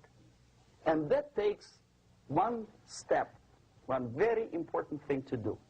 You don't have to expel all the KGB agents from Washington, D.C. The most difficult and at the same time the simplest answer to the subversion is to start it here and even before, by bringing back the society to religion, something that you cannot touch and eat and put on yourself, but something that rules society and makes it move and preserve it. A Soviet scientist, Shafarevich, who has nothing to do with religion, he is a computer scientist, did a very intensive research on the history of socialist countries. He calls socialist or communist any country with a centralized economy and a pyramidal style of power structure.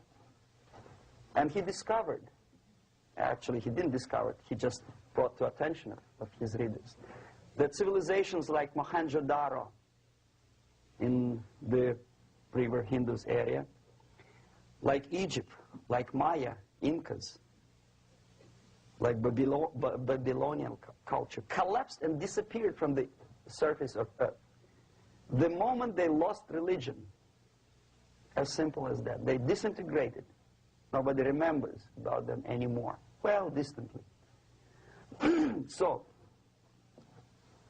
the ideas are moving society and keeping mankind as a society of human beings, intelligent, moral agents of God. The facts, the truth, the exact knowledge may not. All the sophisticated technology and computers will not prevent society from disintegrating and eventually dying out. Have you ever met a person who would sacrifice his life, freedom, for the truth like that. This is truth.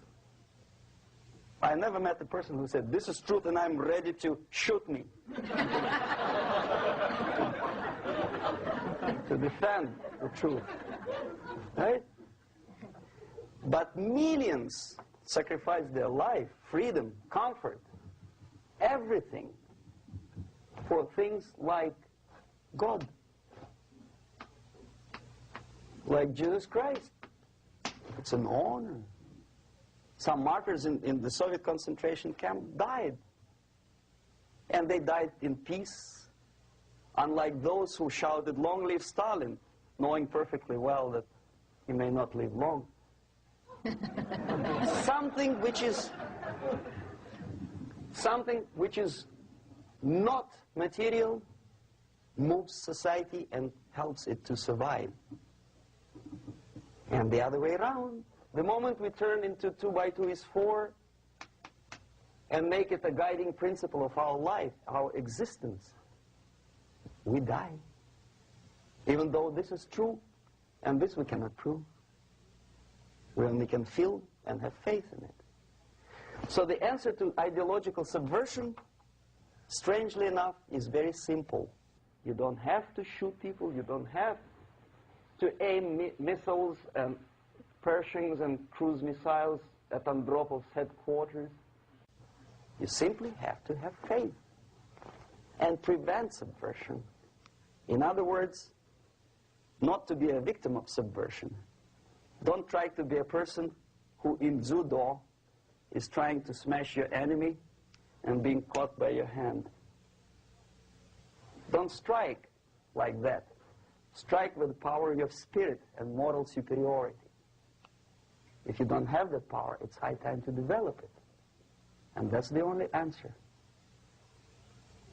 That's it. Thank you. Wow. What do y'all think?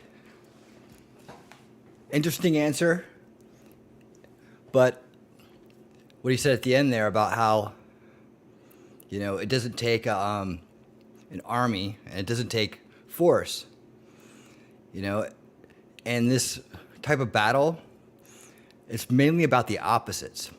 It's about finding out what empowers them and understanding why, and then depowering that. And it's usually exactly what he just said. So how does it apply today? Does it take a entirety of religion, or does it take a handful? Is it just a more of just like having faith, inner faith? What do y'all think? Very curious about this part. I definitely understand why we need the moral base, for sure. I don't know what solution works for a country like ours, like that. I don't, you know, we have freedom of religion for a reason, so it has to be some kind of moral base that we can all agree on. Let's see what we say here. Can't believe I haven't seen it before. Oh yeah, powerful. Hey, next time we'll watch the other one. The other one's just a sit down interview. It's really good. It's not as long, but it's just as entertaining and informative, and it kind of goes back over what he's talking about from more of a high level, but some more intricate stories, some good catchphrases. Let's see. Andy says, "Don't play into the games. Don't make aggressive moves that they want you to take. Radiate the truth, and the lies crumble." For sure.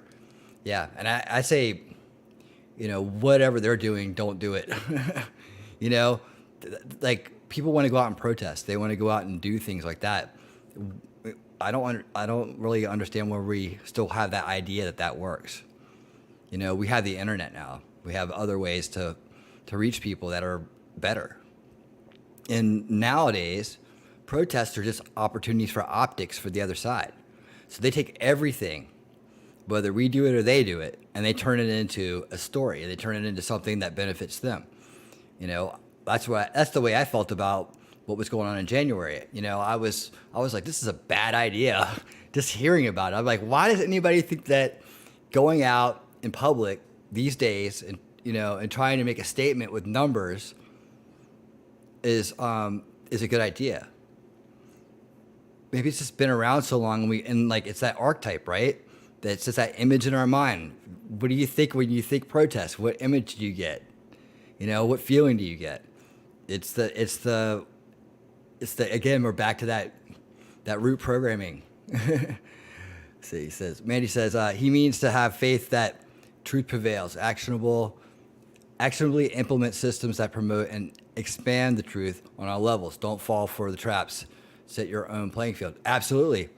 Unrigging the game, right? So we supposedly have a system here that is set up to exonerate those things, but that's been exploited over time. It's been subverted.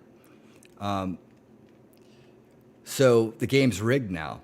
It's rigged with the players in place. It's rigged with the laws. It's rigged with the control of language. It's rigged with a lot of things. And by unrigging the game, we set the level playing field again. And in doing so, we depower the people that rig it because they can't play it if it's not rigged. So they have to use covert means like ideological subversion tactics like this, The interesting part, though, is like the adaptations to this time, and then trying to think about the end game as it as they would think about it. Like, what are they using this weapon for, right? Obviously, it's control. Obviously, it's resources, but at that level, okay, the elitist doesn't care about money. That's the big thing, is that people get caught up on the money thing because it's usually an issue for them on some level, right? Because we all struggle to make ends meet, and to make sure that we can afford life, and it's always getting more expensive. And I guess the more responsibilities you have, the more you have to worry about taking care of. I was taking care of 5 people at one time. It's crazy. I was like, what am I doing? This has to stop. So they don't worry about money. They worry about power. Like they'll give up money for power. They don't sweat it. They figure that with the power comes the money. And plus they're in that league already. So they're usually helping each other out. So they know about the disaster cycles and are trying to maintain power and control over the masses worldwide until the next cataclysm is initiated. That's an interesting point, and I'd ask you to elaborate on the disaster cycles and initiated cataclysms a little bit more. But I do believe, and I've said this, is that we're being stalled, and that's the whole idea behind solution culture. Just an idea I threw out there to give it a name. Something that it's a change in the way that the internet, the truth movement people, or the people out there trying to the anti-establishment, if you will, that they're stalling us, and we're in this perpetual cycle of just reporting and reacting on what's going on. The symptoms that are causing these things to happen, and we're not doing much in the way of working and inspiring root cause solutions to problems and taking things into our own hands from a solution mindset. So the more that we talk about solutions, the more that we get the ideas of solutions out there, and we back the solutions up that we know to be focused on root cause issues, that'll help depower them and re-empower us, solving the problems of division, not their way, but our way. Addressing cultural things our way, not their way. Protection, or taking responsibility for our kids, not leaving it in the hands of other people on a local level. These are all things that we should be doing, and we need to do, but we've been kind of like sat down about. We got that for you. We'll take care of that for you, and you just pay the taxes, and we'll take care of it. That's not acceptable, really. I mean, we got to do a little bit better, because we see what happens when you turn your back. The predators come marching right in, See, okay. It said, Joe says the idea of my truth, your truth has been utterly toxic. One reason why we can't have a cross ideological discussion. True. See, Mandy says suspicious observers on YouTube covers the science side of things. I know who suspicious observers is. Definitely space weather. I used to listen to space weather. Major cataclysms happening on schedule. There are tales from tribes like the Hopi and Aboriginals that speak of the disaster cycle. Okay, so now I know what you're talking about. So no, I've heard his theory on this. So we're on the same page now. I've definitely checked it out. I didn't get through the whole thing. I started listening to it, and you know it's interesting. It's interesting. You know, he also is a fan of the electric universe theory. Have you heard of that, Mandy? I bet you have. Anybody else heard of the electric universe theory? Did we lose Nacho Kitty? You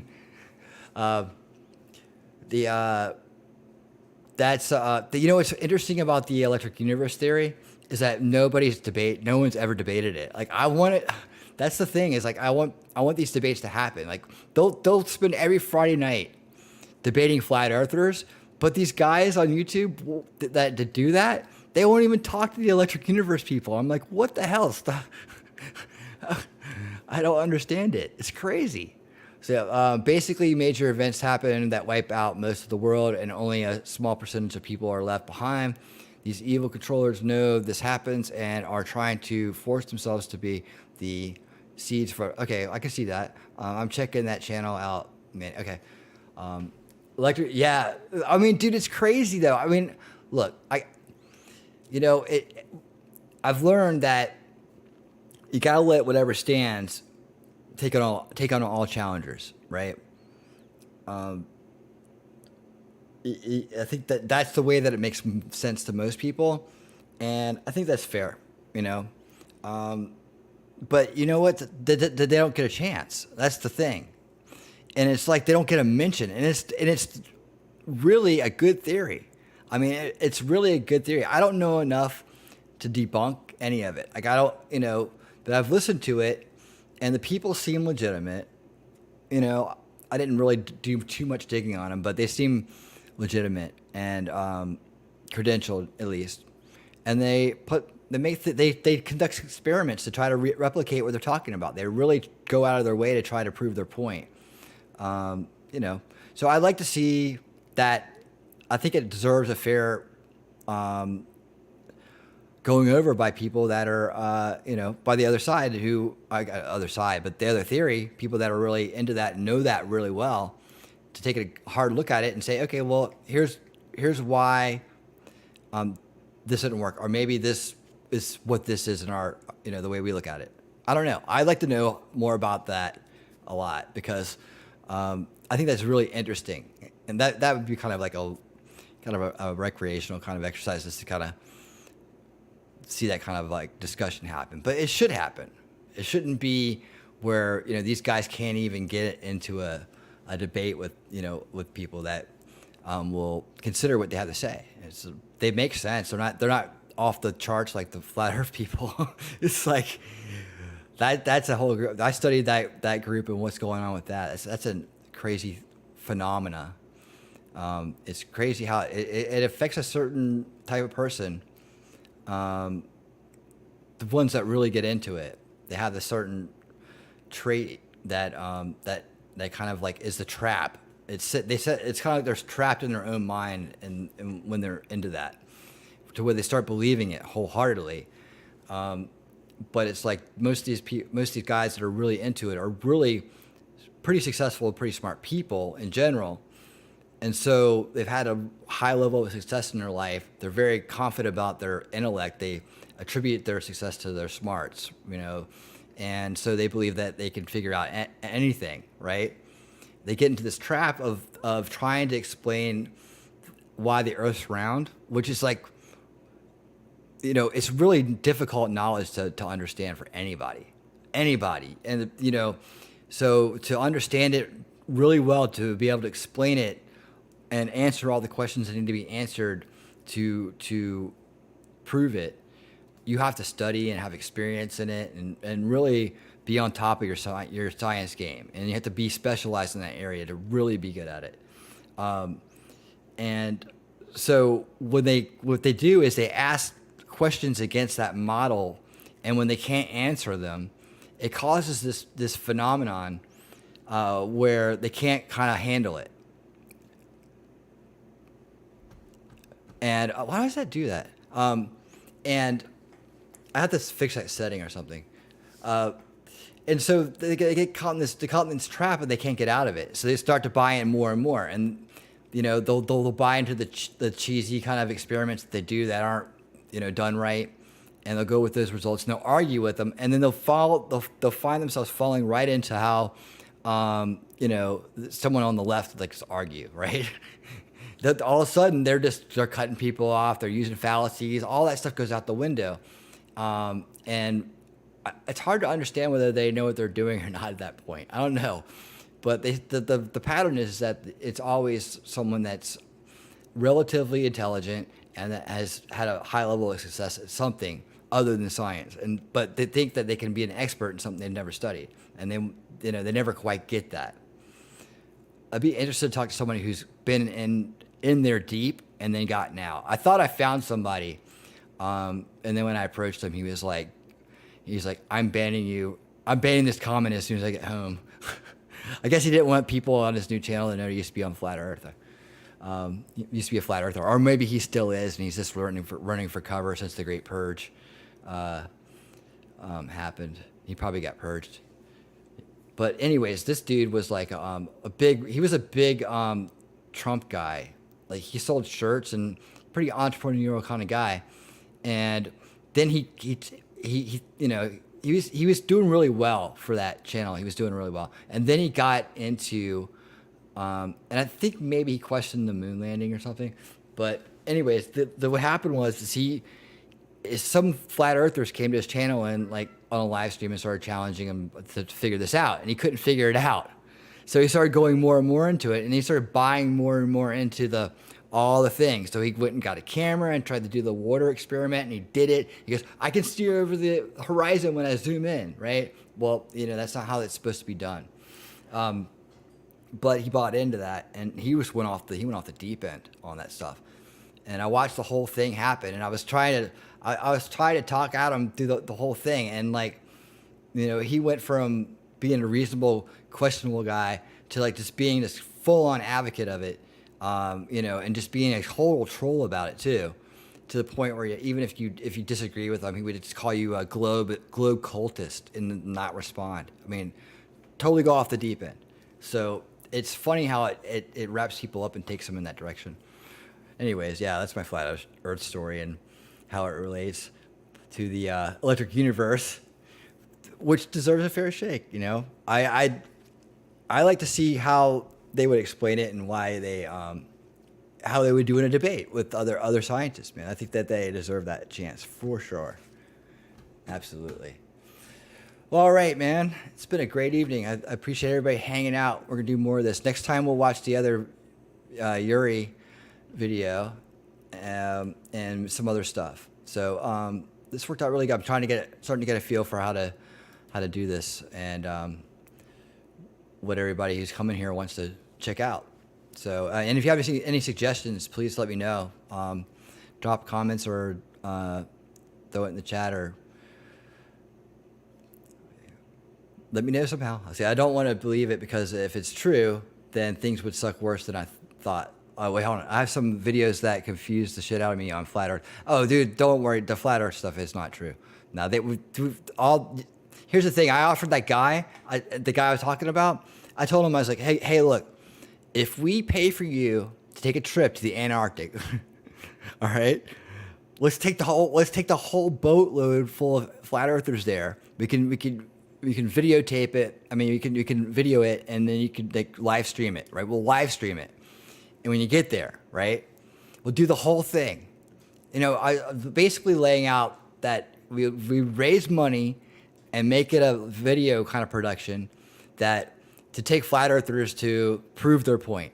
Really, what would it be? Because we all know what's going to happen when we get there.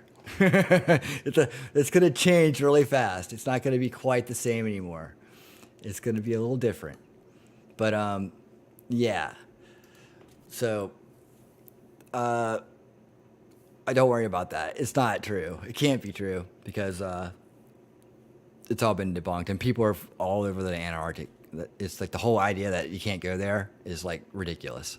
It's ridiculous. Somebody actually just walked across it, or walked across the. They go, well, you walk to the middle and then walk to the side. It's not the ice wall. It's not the ice wall. There's no dome. So I think you have to kind of buy into that NASA is disinformation, and that all of space is made up to buy into flat Earth too. That's the other one of the prerequisites. So you have to question the moon landing. There was this guy. What was his name? He's a comedian. He has this group called the Bears. Anyways, he's a famous actor comedian. He was on Crowder for a while, and he got caught up the same way the other guy did. So I watched him fall for the flat Earth people too. The same tactics. They just started bugging his channel. And the other guy that was his name Red Pill Philosophy or something. That guy had already fallen for it, and he started making videos about how this comedian was falling for it because he started having a pretty good show, like live stream. A lot of people started showing up to it, until he went off the deep end. He went off the deep end, dude. He got kicked off of YouTube, so he's not around anymore. Okay, so anyways, yeah, so we'll do that, and I'll be back soon, Monday with Cool Frog, and then I'm out of town. I might do a little something between now and then, but then after I get back, V Radio. I'm not sure the date on that yet, but that's my a couple of the shows I'll be on coming up. So yeah, a couple things. I caught my first live stream when you made a post on Rekida's locals community. Maybe do that again next time. Also make a YouTube community post prior to going live. Okay, yeah, definitely. I kind of just jumped on the night, but yeah, I will do that. I'll do a little bit more prep work and getting the word out because being shadow banned sucks, man. I got to figure out a way out of this hole. So I definitely wanted. It's definitely killing my motivation to make videos because I just feel like they're gonna sit there. But I would like to make one with Yuri. I'm thinking about doing that. Maybe I'll just shift gears a little bit. Anyways, thank you guys so much for being here tonight. I had a blast. It's a lot of fun. It'll only get better. And we got a lot more to talk about. So, remember every day is a fight for reality, right? All right. Take care. See you next time. Thank you. Bye.